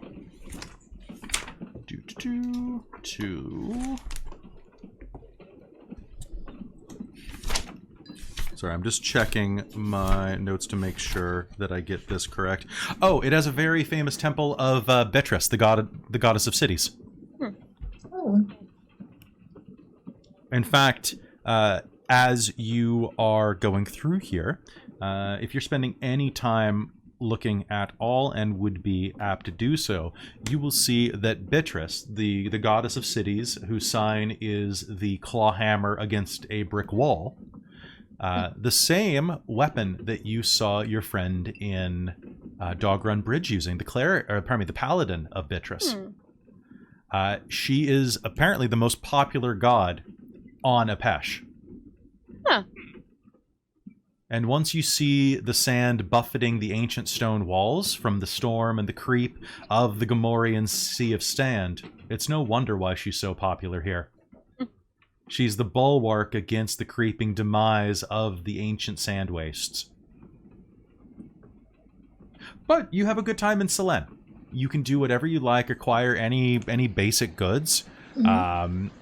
Anything can be put away in storage. You can purchase chickens. There's quite a good poultry and livestock market there. I don't think you guys want Mars to purchase a chicken just to keep. No. No. No. Mars, you're not allowed a chicken. It's not staying in our room, so. But it could be our hey. Is there your Alan Tiduk? What? Your Alan Tiduk? Is there anything in particular that you want to do in Selene? Because it's just a casual stopover. It's a day stop. I just walk around and look. Yeah. Okay. Be a tourist. I'll just tour the city. Yeah. So, some things that you'll find in there. Some part of Tia feels terrible about this. Why? Some small part of Tia. It's mostly the player part of it. What do you feel Who bad has about? worked in a center downtown in a tourist Okay. I'm just saying, a small part of Tia feels terrible. No, it's Her fine. thinks this is great. So, what you are going to do for sure is, as you are going around, you will discover, quite succinctly, let's see, so you have made it this far. Boop. All right. How far? You have made it about a third of the way. Okay. I see. I will shrink it, because you don't need the whole map. You just need this part. Yeah. There we go. And because we can't see your mouse if you ever are doing things over it, so. I know. I'm not Okay. doing that. I'm just holding the map up. Yeah, I So can see it. We're good. what you will find is that they have quite a luxurious gallery. Presently, their number one feature in the gallery that they have is a display of decorative knots. Basically hanging streamers and ribbons tied into knots, some of which are the length of the ceiling, which are gallery height of about 40 to 50 feet. But these streamers that dangle down from the roof have got 1,000 knots tied into them, all of different sizes, shapes, decorations. It's a very weird avant-garde display. It sounds very like Museum of Modern Art. It's definitely true. You will see that there's another exhibit called Elves of Our Time, which contains the genealogies, birthplaces, and biographies of the women who were considered for marriage to various princes in the region long ago. Elves of Our Times, also known as Mothers of the Sand. That's one exhibit. You will find that there is a live demonstration of living animal sculpting, which is all about how to breed animals to have specific traits. They are using poultry as an example, because they are finding that birds serve a particular type of, originally a chicken derivative, has a very good chance of surviving in the desert compared to most horses. So they're actually breeding riding chickens. Wild. They're breeding chocobos! They are breeding chocobos. How much are they? They are quite expensive, especially the golden ones. Oh. Do the Let's black see. ones fly? The you don't see any black ones, so probably Okay, good. they flew off. Okay. Damn black ones! Why did we breed them to fly? Because that What- would have been convenient. It would have been convenient. Yeah. Was that That- only in Final Fantasy IV that they did that? 7 as well. 7 had the flying ones? Okay. Well, they could go anywhere. They could go anywhere. The black ones could go over mountains and stuff, I believe. The golds could go anywhere. Yeah. Oh, okay. There is also an exhibit that talks about toys. Like toys from ancient empires and things like that. Interesting. And yeah, but basically you can look at just about anything here. So if there's anything in particular that you want to research, learn about, enjoy, let me know. We can talk about it. Okay. I guess Tia will wander through the one about the elves just out of curiosity. All right. So I'll wander with Tia through the elf one. I would like both of you to, because this is interpretive, I want you both to give me a history roll. Okay. What'd you get? 3. Well, I rolled a 2, so that's going to be a 7. Wow. I rolled a 2 as well. Oof. Is that not a 7? Advantage elf? No, because you're only a half elf And wrong continent. and wrong continent. So if anyone, I'd give it to Tia for this, actually. But no, this is actually a pretty glowing glowing history of elven intermarriage with the royal families of Capsidet and Selene. Can I use my inspiration? Yes, you may. 17. Cool. No, 15. 15. Sorry, 15. You have read elven propaganda before. I sure have. Elven propaganda is some of the best propaganda in the land. And as you are looking at this, you are going to be able to easily see that, yes, this is a great chronicling account of how the elves were brought over to intermarry to allow the sultanate to be incredibly long-lived. Hey, I've seen that before. You have. It's a pretty common culture on Elos. Now, what you will also see here is you're going to start seeing gaps in the narrative Yeah. that just it doesn't quite add up. Okay. Can I? Because as you're walking out of there, you're like, something's wrong about this. And you start looking at some of the other exhibits that are around the city and the museums. And one of which is just quickly a timeline in history. Yeah. Elves first began colonizing Apesh Yeah. directly after the nation of Gemora fell. Okay. When the sea of sand came to life. Mm-hmm. And as you're going through another one of the exhibits of toys, the toy exhibit, which Farah is incredibly enraptured with, which Or she baby rolled girl. really. She is looking at this one. Tia, look at this. Hmm? This is really neat. What is it? It's about, oh God, 3,000, 4,000 years old. It's a boat. Oh. We're on a boat. We're not In a on a boat at the moment. We're in a desert? city. No, this is just a really... Look, it's like a ship in a bottle. It's completely preserved. It looks like it was carved out of... the sign says whale ivory. Do whales have ivory? I don't think so. But look at that. And it's this very intricate boat that has... the sails have eroded over the years, but the actual hull and mass of the ship look like they're carved out of either bone or ivory or some other type of organic substance that will hold the test of time. It says here that this was found in the Jamoran Sea, and it looks like a relic of a toy from ancient Jamora. Okay. You want to see something really weird? Sure. Walk with me. I have. So as you're walking around the city, Mm-hmm. I'd like you all, I'd like you two at least, make me a nature roll.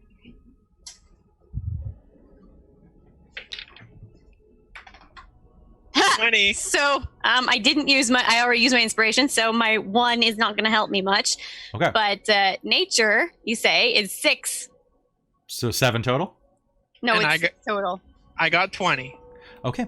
So looking around, you're going to find that the thing about Selene and Temok City, they're coastal cities, but they're very, very dry and very high up.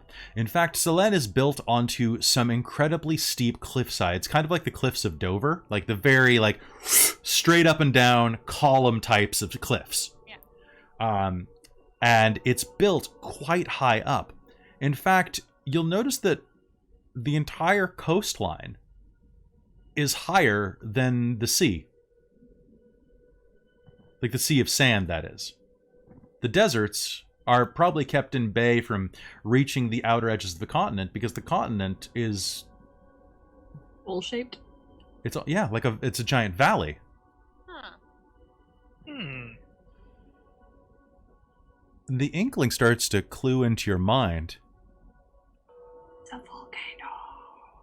A volcano, or maybe at one time this wasn't a desert. Maybe this was actually an actual sea. Yeah. That makes sense. I will share that with Farah and Tia. Ferris, all right, I'm not there? You can be tagging along if you want to be, yeah. Sure. Well, Ferris, technically the oldest, so did you know much about the continents from back in your time? A bit. They were shaped differently, but this was a pretty... This was more of an island chain or an atoll back in the day, I think. So This kind of area, roughly? Mm-hmm. I think this was more island. I'm not exactly sure what happened. Something pretty catastrophic would have had to happen. Well, curse. Curse. It's always a curse. or a fight between gods. Oh, yeah, Ooh. probably a fight between gods. Why Probably not both? Your gods are always fighting people. It's weird. Hey, Amy, your mic is sounding really quiet, at least to me. Oh. Yeah, it's gone very quiet. Should know. Is that better? Make sure you don't have auto adjust turned on Zoom. I don't think I do. It's been fine for most part. But... Yeah, I was fine up until like 2 minutes ago, and then all of a sudden it just... Now, what are the rest of you doing? Shopping. No. Sounds good. So Mars, Hi. you are shopping in some of the usual places you would shop. Now, as you were going around the city, you will be able to find your way to some of the darker reaches down beneath the main markets. As I do. You will. And you will actually see that one of the men who is standing on a corner saying, please come this way, beautiful girls, beautiful men, come and see them dance. You, young lady, would you like to see some beautiful people dance? Or perhaps I can guide you to something a little better. Just 2 copper coins and I will be your guide for the remainder of the day. What would be better? Seeing girls or boys? Well, that is all according to you. I could see them dance together. All right, cool. She goes. Is there any...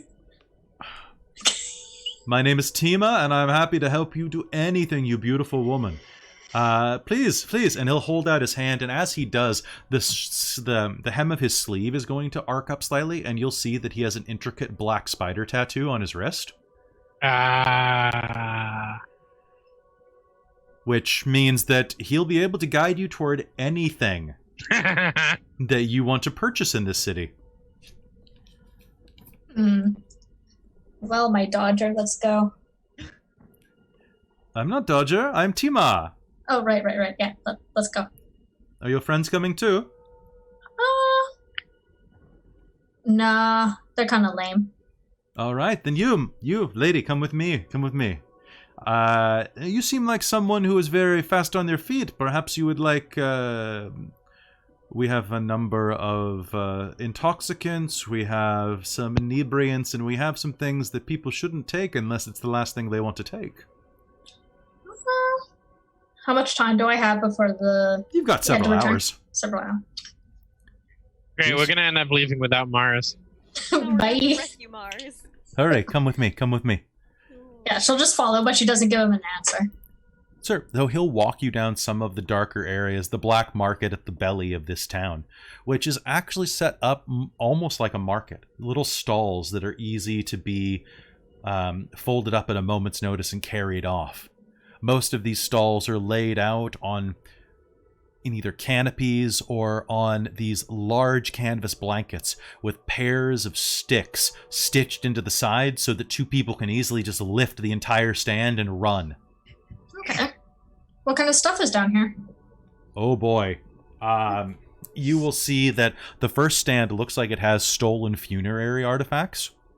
You'll see canopic jars, some of them smashed. Across the way, you will hear the sound of flies buzzing, occasionally being buffeted away by a minor fly repellent spell. Okay. And you will see a troll. Well, half troll? Half orc? It's hard to tell. This immense, lanky woman with green skin, long, kinked, dreadlocked hair, and tusks that almost scratch her cheeks, working a butcher's block. Ooh. She looks up at you as she slams her meat cleaver down into a skinned arm. Are you hungry? All sorts of things. Have you ever tried gnome? It tastes magical.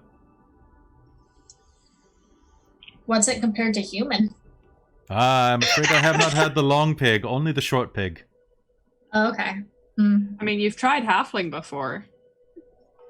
It's true. Malia's voice in your mind. Yes, Mally's voice in your mind. Here. The voice of reason. He will pause in front of you. Okay. You have lots of coin? Are you a connoisseur? Do you like to try things? I've only got a little bit, unfortunately. Let's call it a liquid diet. That doesn't mean that I don't have enough to have some fun, though. Of course not. If you want, the butcher there has marrow. Ooh. And stew stock taken from a dragon. How did you get that? Not my secret. That's It's our true. secret to reveal, but it is true. And you know what they say. You drink a dragon's bone marrow, you drink their soul. Grind their bone into powder and it becomes a part of you. I'll look at the butcher and be like, what variety of dragon? Don't do it. Ooh. I did not ask. Dragon is dead. How long ago was that? Many time. But marrow inside a bone stays good for a long time. Proper preservation, right? Proper. You want try? I can give you a vial of broth. It will change you, little purple girl. 1 vial of broth, 1 platinum coin. Ouch, 10 gold for a vial? How does it change you? You drink liquid dragon. You imbibe dragon. If you want more, bigger effect, longer effect, the more you enjoy. So it wears off. If you just have a little bit of broth. But you have more. You are like a cup that is filled. Maybe you become like dragon. Yeah. Sure. How much do you want?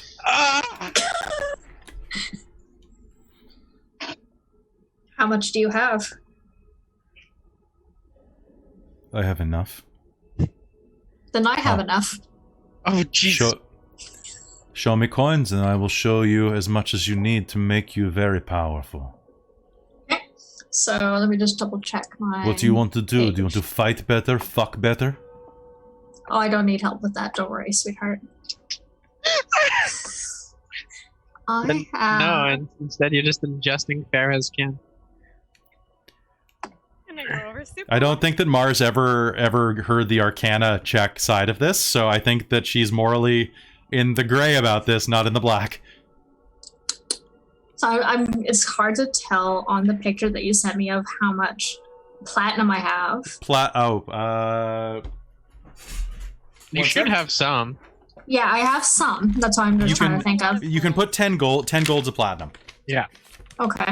Platinum, is it on the front of your sheet? You have 0 platinum, but you have 2,050 gold. Neat. Okay, cool. So as far as like for the room, 50 gold for the room. I will take out... Yeah, you get what you pay for with this. I will count out 30 gold pieces. Okay. Yeah, that's what I do. No, don't close the damn meeting. No, There we go. Oh, okay. It was Amy saying, that popped up. Okay. So, 30 gold pieces. Mm-hmm. Do you want more of the flavor, or do you want stronger flavor? What does that mean? Do you want longer or harder? Give me the best of both worlds. You want for 30 gold? I will give you something. Do you want something, though, I can give you more of this? She dangles the little vial of broth. Mm-hmm. Or I can give you something that kicks harder.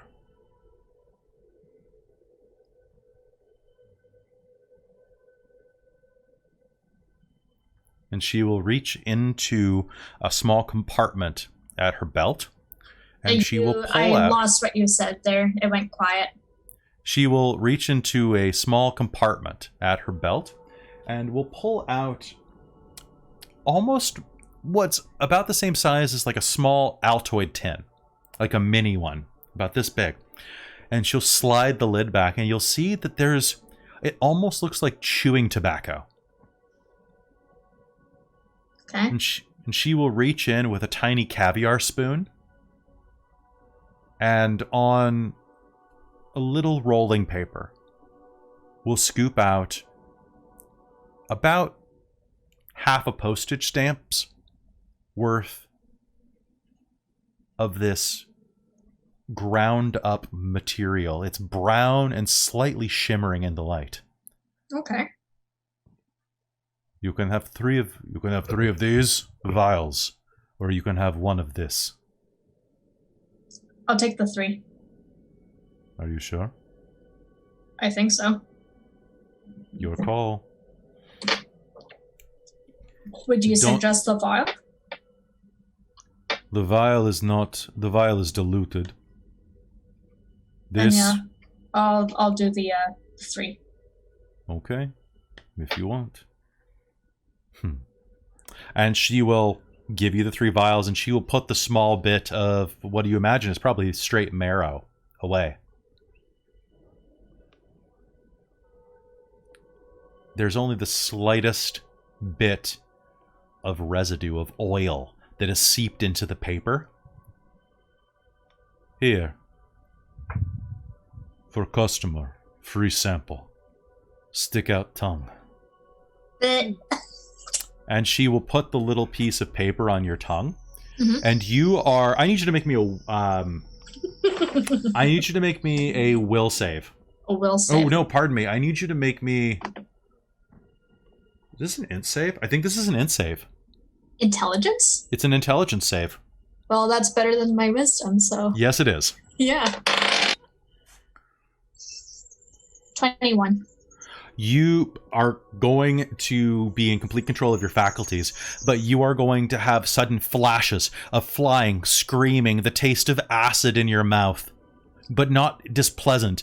Like, you can feel power shimmering through your cells. You can feel air soaring around your skin. You can feel hatred, and then a crackling, burning explosion that, as it pierces your heart, takes the pain with it. And then you just get this strange sense of melancholy, despair, and that finally erodes into the waking from a dream recollection of what it's like to be truly insane.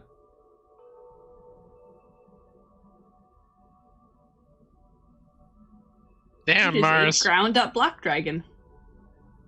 Close. No? Nope. It's good. Good guess. Good guess. If it was acid, wouldn't it be green? Who knows? It's marrow. I thought black was the acid one. Black is one of the acid ones. Yeah. Green is poison. Is my microphone sounding a little bit better? You sound Yes. great Yeah. now. Okay. Okay. I just unplugged and replugged things in. So Mars, you That was can make me an Arcana roll. Actually, you know what? Never mind. You got a 21 on your roll. Mhm. You will have been able to look down at yourself as you were going through those memories, those weird, strange feelings. Yeah. And you Oh, yeah, there were two. you will see that your skin is a burnished, brilliant copper. Ooh. Ooh. Yike. I have a feeling Farrah's not going to be super pleased with you. So you have 3 vials of copper dragon marrow. Jesus. When you take those, you will have to do an int save every time, and the effect is small but permanent. Oh. Question. Yes. For intents of that one spell that brings something resurrects, It is. It does not work on reincarnates, dragons. does not work. Oh god, because that would have been a wild ride. Some of you learned this several sessions ago when you met Timidius. Yeah, I couldn't remember what the situation was there. Dragons are not welcome in the orphan's embrace. Ah, okay. Yeah. So when Now, they what die, that they're gone. means is left to religion checks and pontificating. Yeah. So The what does orphan- that change for me then exactly? Of that little taste, nothing. Okay. But once you drink the vial, I'll let you know. Maybe you shouldn't let Farah know about that. Maybe keep that one to yourself. Say the voices of your friends in the back of your mind. Might be good Dump to them back have in a them. box and ignore them. All right. Well, as your visit departs, or as your little business there progresses, Tima will lead you through the rest of the stalls, and you'll be able to find various things. And of course, the thing that's going to probably catch your eye the most is this little stall at the back, where a small gnomish woman is going to be making a very animate conversation and haggling with a young human male. And as you approach, you'll be able to see the number of vials and things on the shelf, which of course denote it as the poison cellar. I don't care what is happening. I said that when we made this arrangement, when I sent ahead in advance, the lotus leaf and purple worm venom was to be done at this volume and this price. Yes, ma'am, I understand, but you have to understand as well that my master has certain overhead that needs to be met. Now, he is willing to offer you a future discount on all purchases, but for now, the overhead allows for a certain amount of market flexibility. Fine, take your gold and be off with you. Thank you very much. And he sets a very large leather case on the counter, and she'll remove about 24 vials of purple worm venom, a very virulent poison that you would actually be very happy to have, as well as a couple of other things. And as she pays up and he turns, you're coming in right at the end of this, you will see that it's Jeffrey Westcott, the man staying in room 2. Miss Mars. Yeah. Pleasure to see you. Sorry, I should have not said your name. Lady? Sir? And he will pass you with his empty case and his quite a lot of gold. The gnome behind the counter looks down. How can I help you? And you're free to buy any poisons that you'd like. Ew. I'll take a look in the book if you want to switch back to the other players for a bit. I think that would be great. But basically, they can have anything out of the core book that is under. So Do you have an purple idea? worm. Do you have an idea what page it would be on? It's in the DMG, I believe. But if you just check Google here, go to this. I'm going to send it to you in the group chat. Okay, thank you. If I can get the damn thing open. There we go. Oh god, the group chat is just Amy going, "Oh my god, Mars, no." So Obvi. anything they will not have wyvern poison off this top list, and they will not have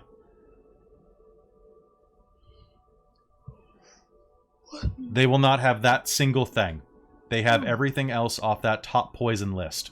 The top poison list. Okay, I'm taking a look right now. And it also says what there's there. They have midnight tears. Purple worm poison is awful. So the rest of you, what are you all doing? Actually, Malia, I feel like I've been ignoring you for a little while. So you've been traveling around with the rest of the group. So where in Selene are you deciding to go? Don't really know where she'd go. Like, I don't really need to buy anything. And so I don't know what she'd do. Because I mean, I've got the dwarven thrower, and I'm pretty wedded to that. Okay. And then my spells. Then you're just tagging around with your friends?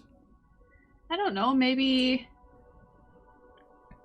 I mean, this Sirline, like, while Beatrice might be quite large, if they're fairly stormy and stuff, then Vela might also have a bit of a following. Sure, of course. Vela's So I'll pretty look much around everywhere. for that. Vela, Maybe Arcaris. upgrade and get some more like jewelry. I don't know. Sure. You'll Something find interesting. yourself down in the market stalls, and a lot of the jewelry around here is very focused on coppers and bronzes and very like reddish metals. Rose golds are very popular here. And a lot of white stones, ivory, things like that. You'll actually find a contingent of dwarven merchants who have staked out a portion of the market area. And one of which is a dwarven man who must be approaching his 500th year. Ancient, completely bald, his beard braided into massive knots that remind you of that gallery. Hundreds of knots that reach down past his knees. And as you approach, he walks forward on a staff made of wrought iron that's been twisted around to look like a pair of snakes fighting each other. Looks over at you. Hello? Hello, lady. grandfather. Granddaughter, how are you today? He looks at you over a very bulbous nose that has several different breaks in it that looks like a lightning bolt of it's a lightning bolt nose basically, with a pair of large round glasses perched on the tip. Granddaughter, what can I do for you? What do you have for sale? A number of trinkets. A number of trinkets indeed. Where are you from? You are very... You speak with an accent of a hill dwarf. Oh god, what the hell's our continent called? Thestrel. You're from Thestrel. Yep. I've forgotten. Did we pick the mountain range I'm from? You are from a mountain range called... We did. Whether or not I can find it in a good time. I don't have it written down, so... I've got so many images in this folder, and I don't think just searching map will do it. Yeah, we picked an area. So you're near Mount Arepo. Oh, hold on. Might have it right here. Because I've got Neil's map. It's a good God map. damn, Neil's map is really nice. It's really He's so nice. good at this. You are from near... You're from near Mount Arepo in the rear foothills, or the Ryer foothills. RYR. I'm from the settlements in the Mount Arepo area of Thestral. Yes. It is very Much, yes. Much wetter. We come from south, across the wastelands, across the mountains that hide us from the Jamoran Sea, from Kalimdor. Have you been to Kalimdor? Have we? No. You have not. And actually, if you look at the map that's on the screen right now, you can see that Kalimdor is the city directly south on the other side of the mountain range. Oh, yeah. So there you No, go. I'm not yet. This is my first time here. Kalimdor is a dwarven stronghold. Is one of the first cities that rebelled against the Cold Hearts. We found a beautiful place and made it our own. But for you, I will give you 10% off any product here. You're too kind. 10% off normal price, not 10% off price for that one, or that one, or that one.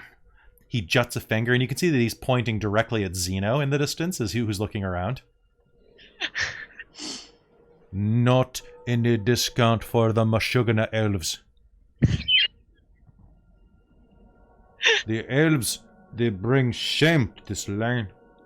They lay it low. I'm sure he's got more than enough money to pay full price.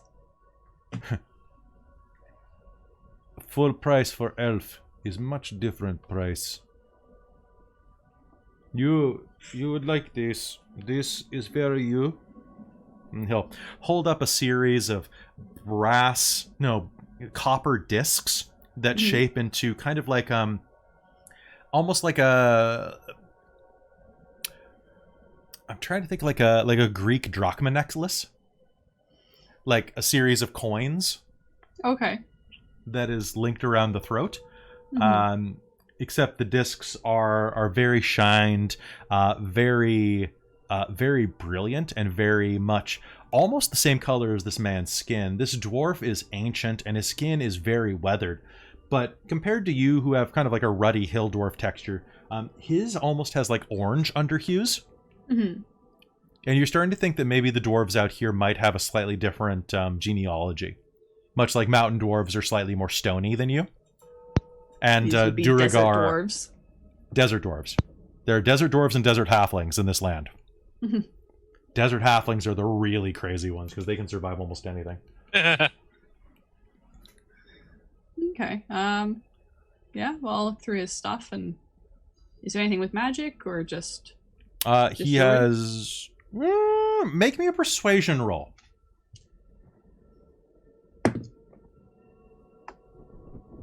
You can use your inspiration on this if you so choose. 17. 17. You want the thing to keep you safe. Yeah. You're cleric, you're priest. And too often the monsters like to try and take a nice bite Yes. after they Yes. felt Vela's fire. Yes, I understand very much. Let me see. One moment. And he will go back into the area of his stall. A younger dwarf is just keeping an eye on you to make sure you don't steal anything, but just kind of just standing up front. I'll just calmly stand there with my hands kind of folded in front of me. Protect my purse is inside like the front of my shirt or something. How many attuned items do you have? I think was the armor needed to be attuned? No. Okay, so just a hammer then. Just the hammer? Unless what about the gauntlets? The gauntlets have to be attuned. So you're they at are 2 attuned? you're at 2 out of 3. Okay. So he's going to come back with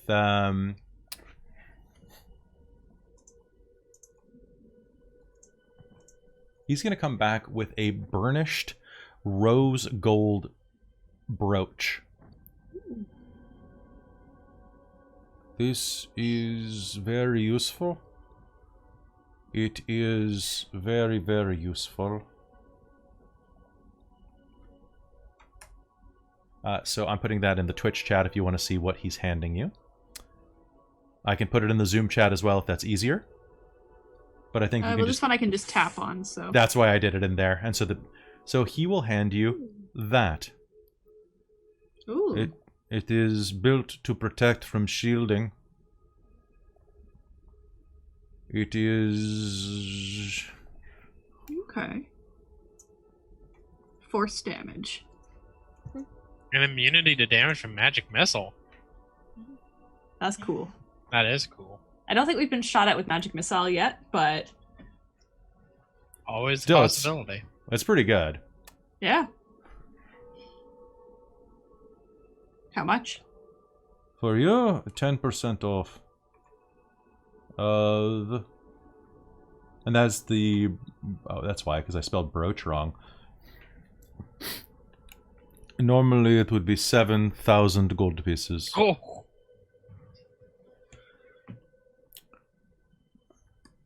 But for you make me offer. I have not haggled with another dwarf from another bloodline for quite some time, and I could use practice. What do I think it's worth? It's It's blue. literally valued at 7,000. So that's a brooch of shielding, right? Yeah. So it's an uncommon item. This is actually like way more expensive. Hold on. Let me see if I can find the realistic prices magic items 5e.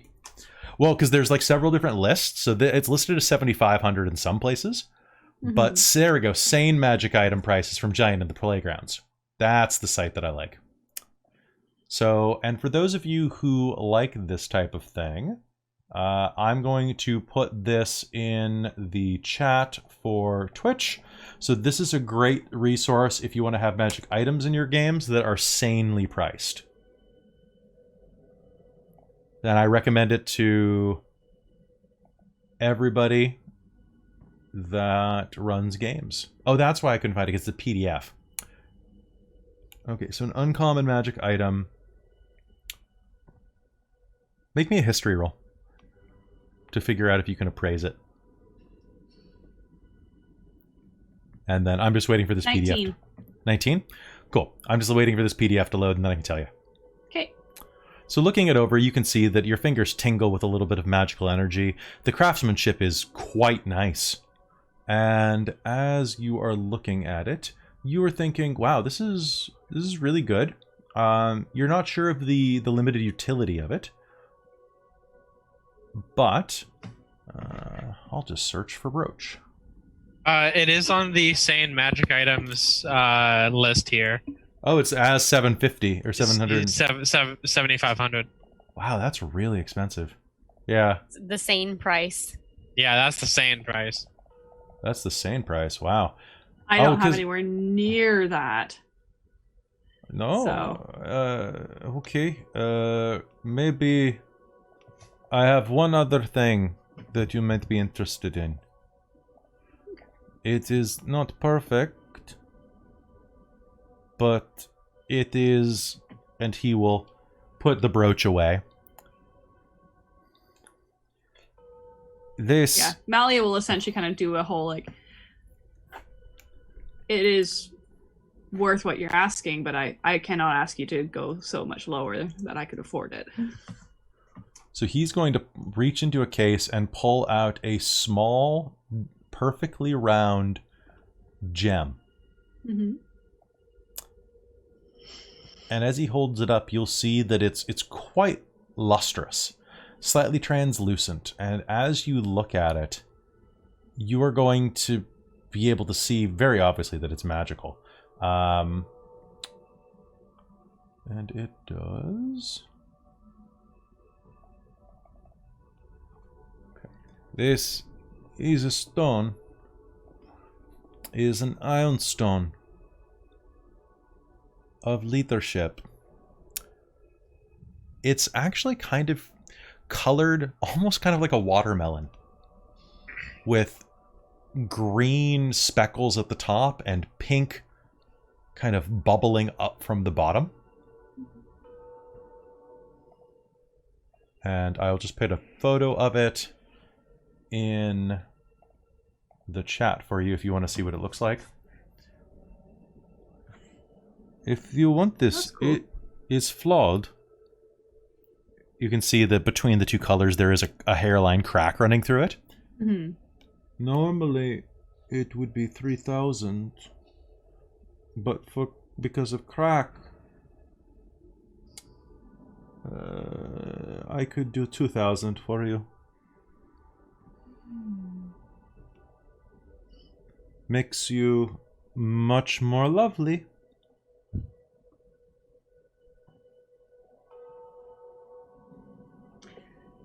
I will, or Malia will gently turn it down. Okay. She's not spending all her gold on that. Okay. It is a permanent increase to your charisma score, as long as you have it equipped, but... Yeah, I only have 2,000 gold, so... Oh, okay. No, I forgot how expensive that anything magical... It's can because it's become. really game-changing, right? Yeah. But, no, otherwise, if he has anything that, I don't know, ring or something that looks kind of Vela-ish, that's not too expensive, like under 100 gold I sort have of thing. ring here. I have ring. This is a ring of a storm ring, and it's got like kind of like a big cloud on it. Is 15 gold pieces for that ring. Maybe a little closer to your price range. Yes, unfortunately, adventuring does not pay all that well. And maybe you should be a better adventurer. Oh. Ooh, that shade. But Tell you what. need to have One- proper adventuring companions, not an elf. Oh. And with that, what are the rest of you doing? I'm poison. Sorry.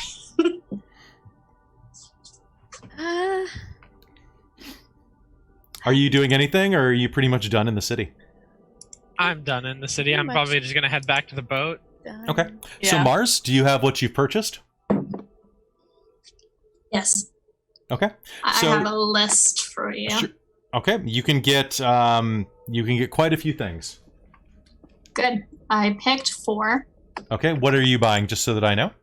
I can also copy this list and send it to you later. I know, But but let's let the chat know. Drow poison, Drop poison's great because it doesn't. It's non-lethal. malice. Malice. Oh, I don't know what that one does. A creature subjected to this poison must succeed on a DC 15 con save throw or become poisoned for 1 hour. The poison creature is blinded. Oh, that's great. What else you got? I also, I'm thinking I'm going to get a torpor. Okay. That one's gross. And she looks longingly at the purple worm, but instead goes for a serpent venom. Serpent venom's pretty good. Yeah. It's pretty good because you can anything that's injury you can coat your blades with. Mm-hmm. No, it's only the first time they hit. Yeah, but especially if I get to sneak attack. And crit? Yeah. Because the poison crits too, just so you know. Yeah. But she'll look at the purple worm and just be like, put it back. You should just do it. It's 2,000 gold. I know. I'm in the same position as Molly. I'll be like, I only have like 2,000 gold. Just so you're aware, purple worm poison must be harbored from a dead or incapacitated purple worm. It's a DC 19 Constitution save, and if you fail, you take 12d6 damage from it, or 6d6 from a successful save. That's gross. Yep. Yeah. So the only one of you who could probably survive being sneak attacked by this is Malia, because of her poison resistance. Stay on my good side. Except for Malia. Malia spit in her face. Okay. Oh my god. All right. So you'll acquire those poisons. The gnome woman bottles them up accordingly. And as she's doing so, she hands you one of the vials and pauses. Oh. Something wrong? Yes. Huh. This. Now, most of this is written in Thieves' Cant so that nobody can understand what is in the vials. She hands it to you, and that last vial she holds up and says, oh, one moment. The fool mislabeled this. Oh. I almost gave you purple worm venom. Oh, no. Oh, here's the drow poison.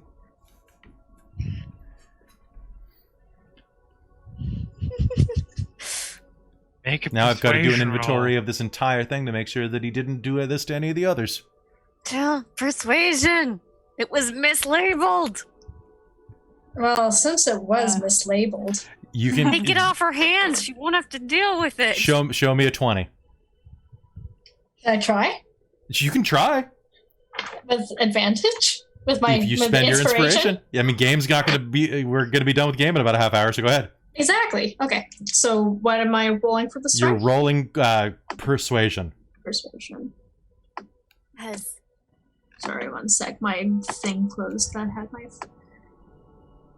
And if she won't have to fix her inventory. Yeah. I mean, she will, but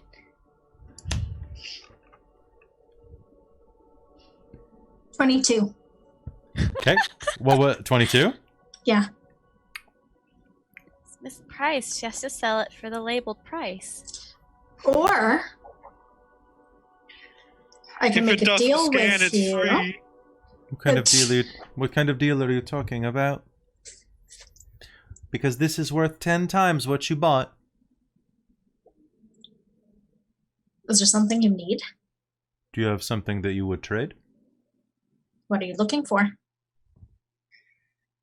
What do you have?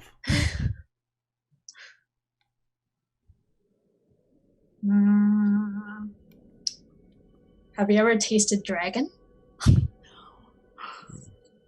Oh no. I'm 2 shops down from that bitch. Don't even try this. I tried, okay? Okay. Yeah, you tried. So that shows moxie. Look, the idiot gave me an extra dose for free.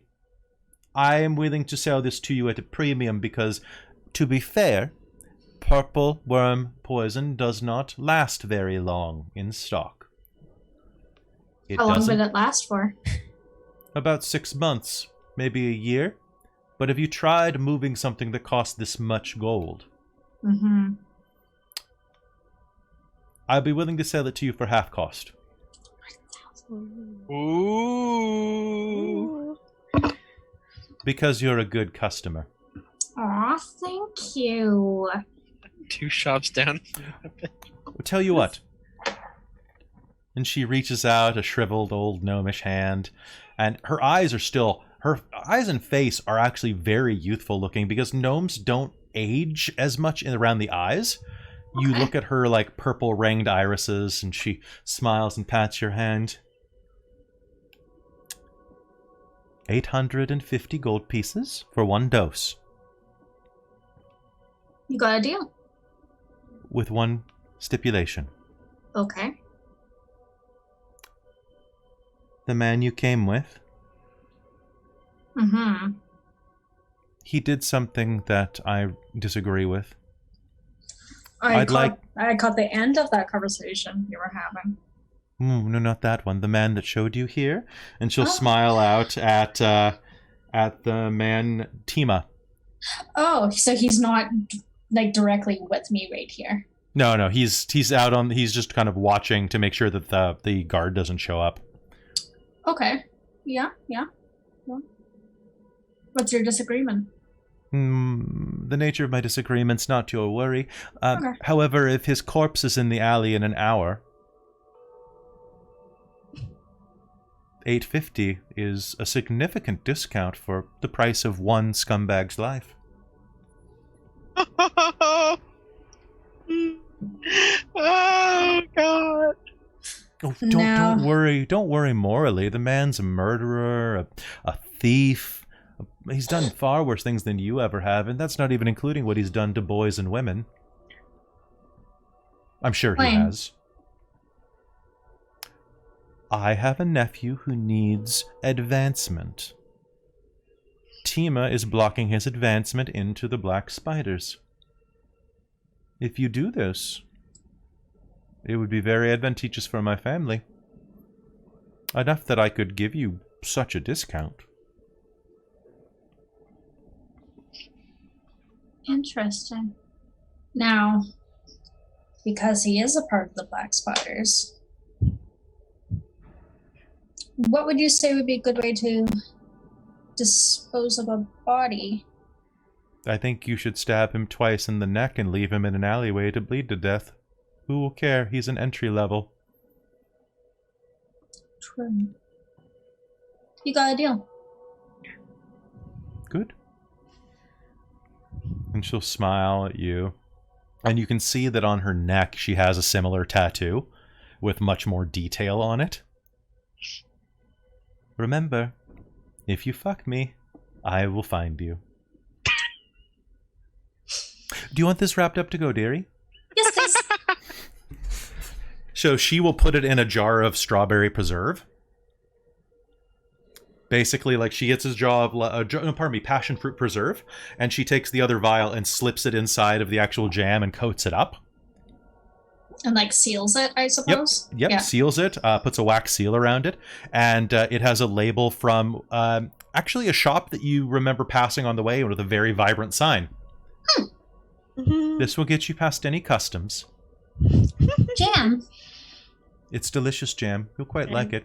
It'll get you out of a jam.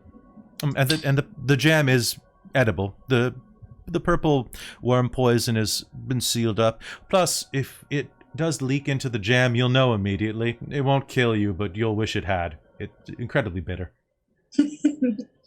Okay. There you go, dearie. And she'll hand you the jar of jam and the other poisons. Great. All right. The best way to go would be to ask him to see the working district. Sounds fun. Ask him to give you a tour of the red light area. The corridor through there is quite dark and isolated. And if I do it quick enough, it doesn't matter. Have a great day, dearie. You too. Okay. All right, so Mars, what do you do? Well, I'm gonna go meet up with him and be like, so, where else would you want to go? I am yours to command, my lady. Ooh. Oh, really? You said dancing earlier. Absolutely. I know the best dancers in all of Selene. Oh, lead the way. Oh, please, please. And he will lead you down an alleyway, like an out of this market. And he takes you toward the darker areas. Now, can you do me a favor and make me a perception roll?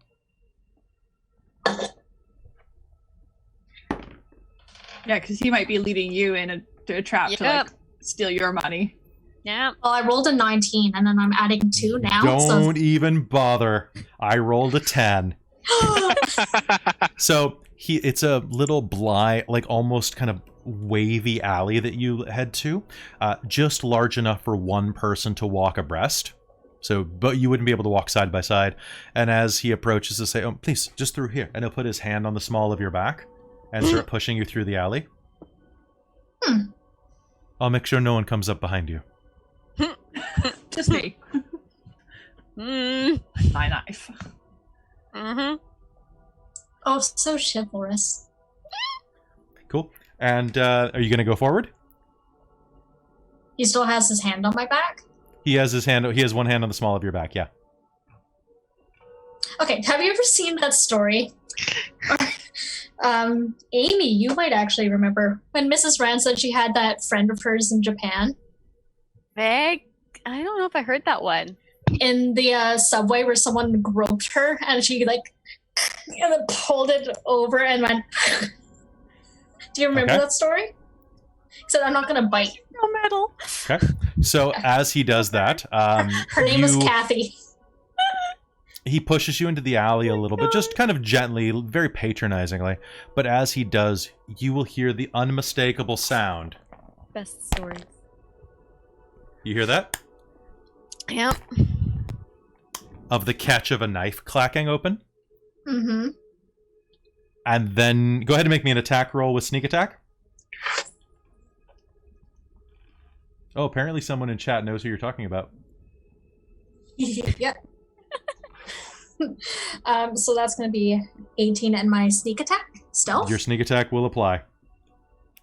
Okay, so... You are in a tight confined alley. Any stab is going to be a lethal stab.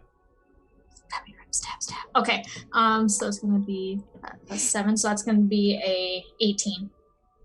18 damage? 18 to hit. Okay. So then I can do damage now? Yes, you may. You get sneak attack. And with both my daggers? Or just one? With one of your daggers twice. Sweet. Or both of your daggers, I don't care. Flip him over and stab him twice. 6, 12, 14, 17, 19, and then plus 2. Did you add your sneak attack? Mm-hmm. Which is 5d6 at this level. Yep. So I'm at 23. Okay. And I also have to let you know again, I'm using that dagger and it's being drawn out. You are in a dark alley that is not... Damn, you're in a dark alley that is not visible to sunlight. This is never going to apply. Thank you for letting me know. All right. So you are going to... So you did 23 damage? Yep. Okay.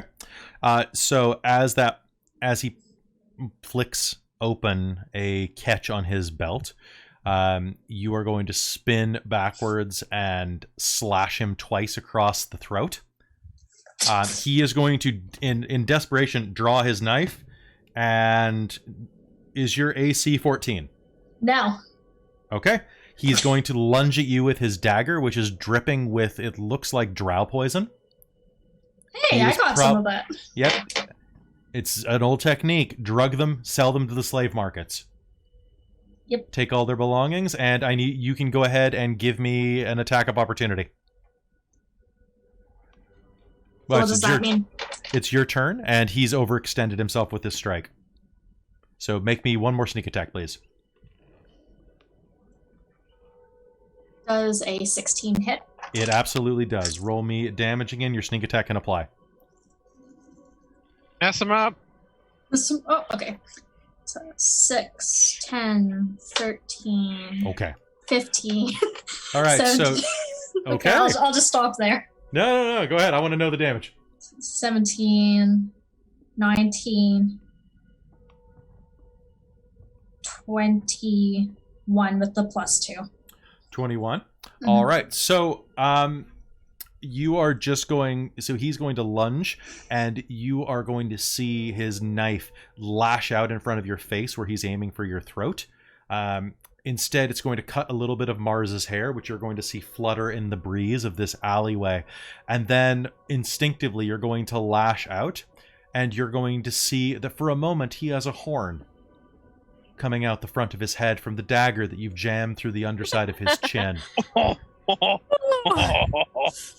He looks surprised and tries to open his mouth, but you've nailed his jaw shut with the butt of your dagger. Ooh. It slides out like butter, and he'll crumple to the ground, and you're already blocks away when you hear people scream about the body.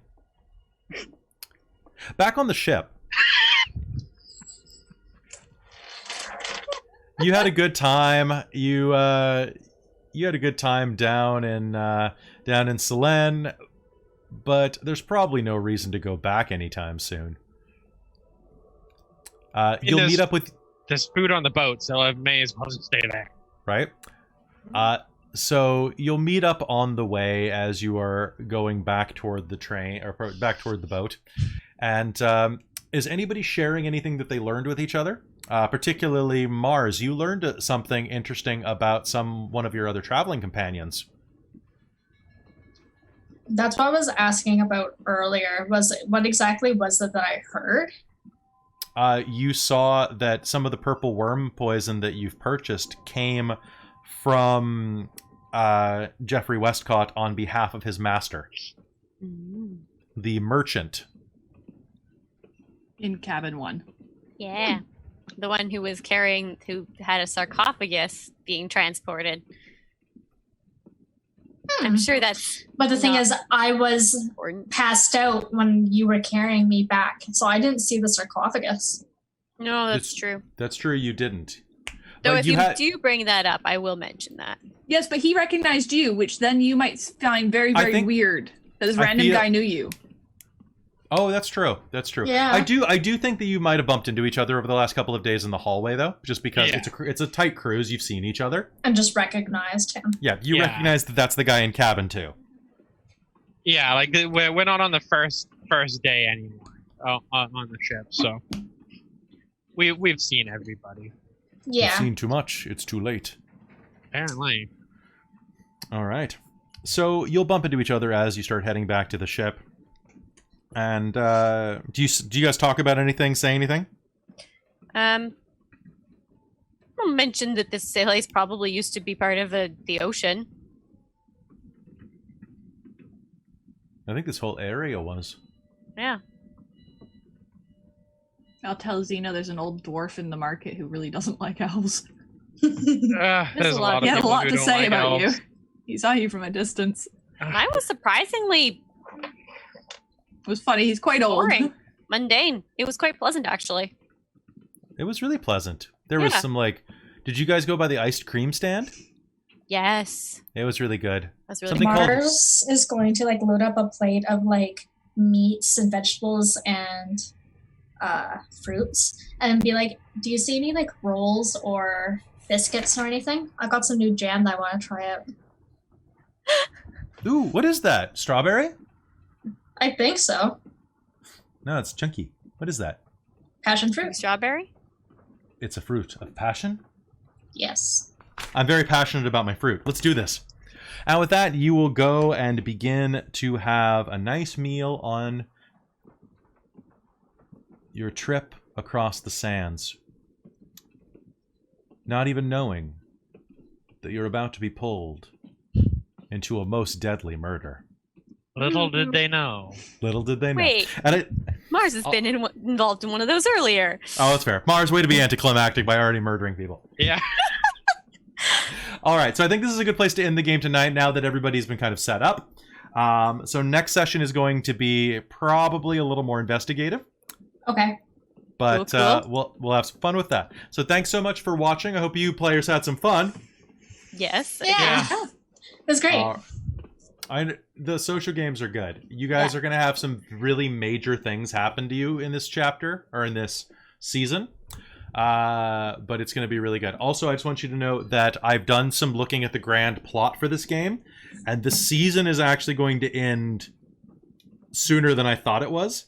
All of the things I was like, oh god, season 2 is going to kill you. That's actually season 3 is going to kill you. Okay, season 3 is going to kill us. Okay, cool, cool. Season 2 is going to maim you. Oh, okay. But season 3 is going to be a rough... Season 3 is going to be Avatar season 3. I don't know what that means. It's you. Oh yeah, we got to You watch need to more watch Avatar. I've We're never seen through it either. season 1. Oh, you need to. It's better than Star Trek or Star Wars. Ooh, Ooh, those are some the thing is, it's a different type of show. It's totally different audience, different everything. No, it's solid the on best. its own. It's very good. It's great. But anyway, thank you so much for tuning in to another episode of Generic Fantasy Setting number 17735. As always, we will be with you next Wednesday at 7 p.m. Pacific Standard Time. And with that, thank you so much. See you very soon. In fact, I think we're investigating the secret of Hexador House tomorrow. Oh yeah, right. See you then. Bye, everybody. Bye.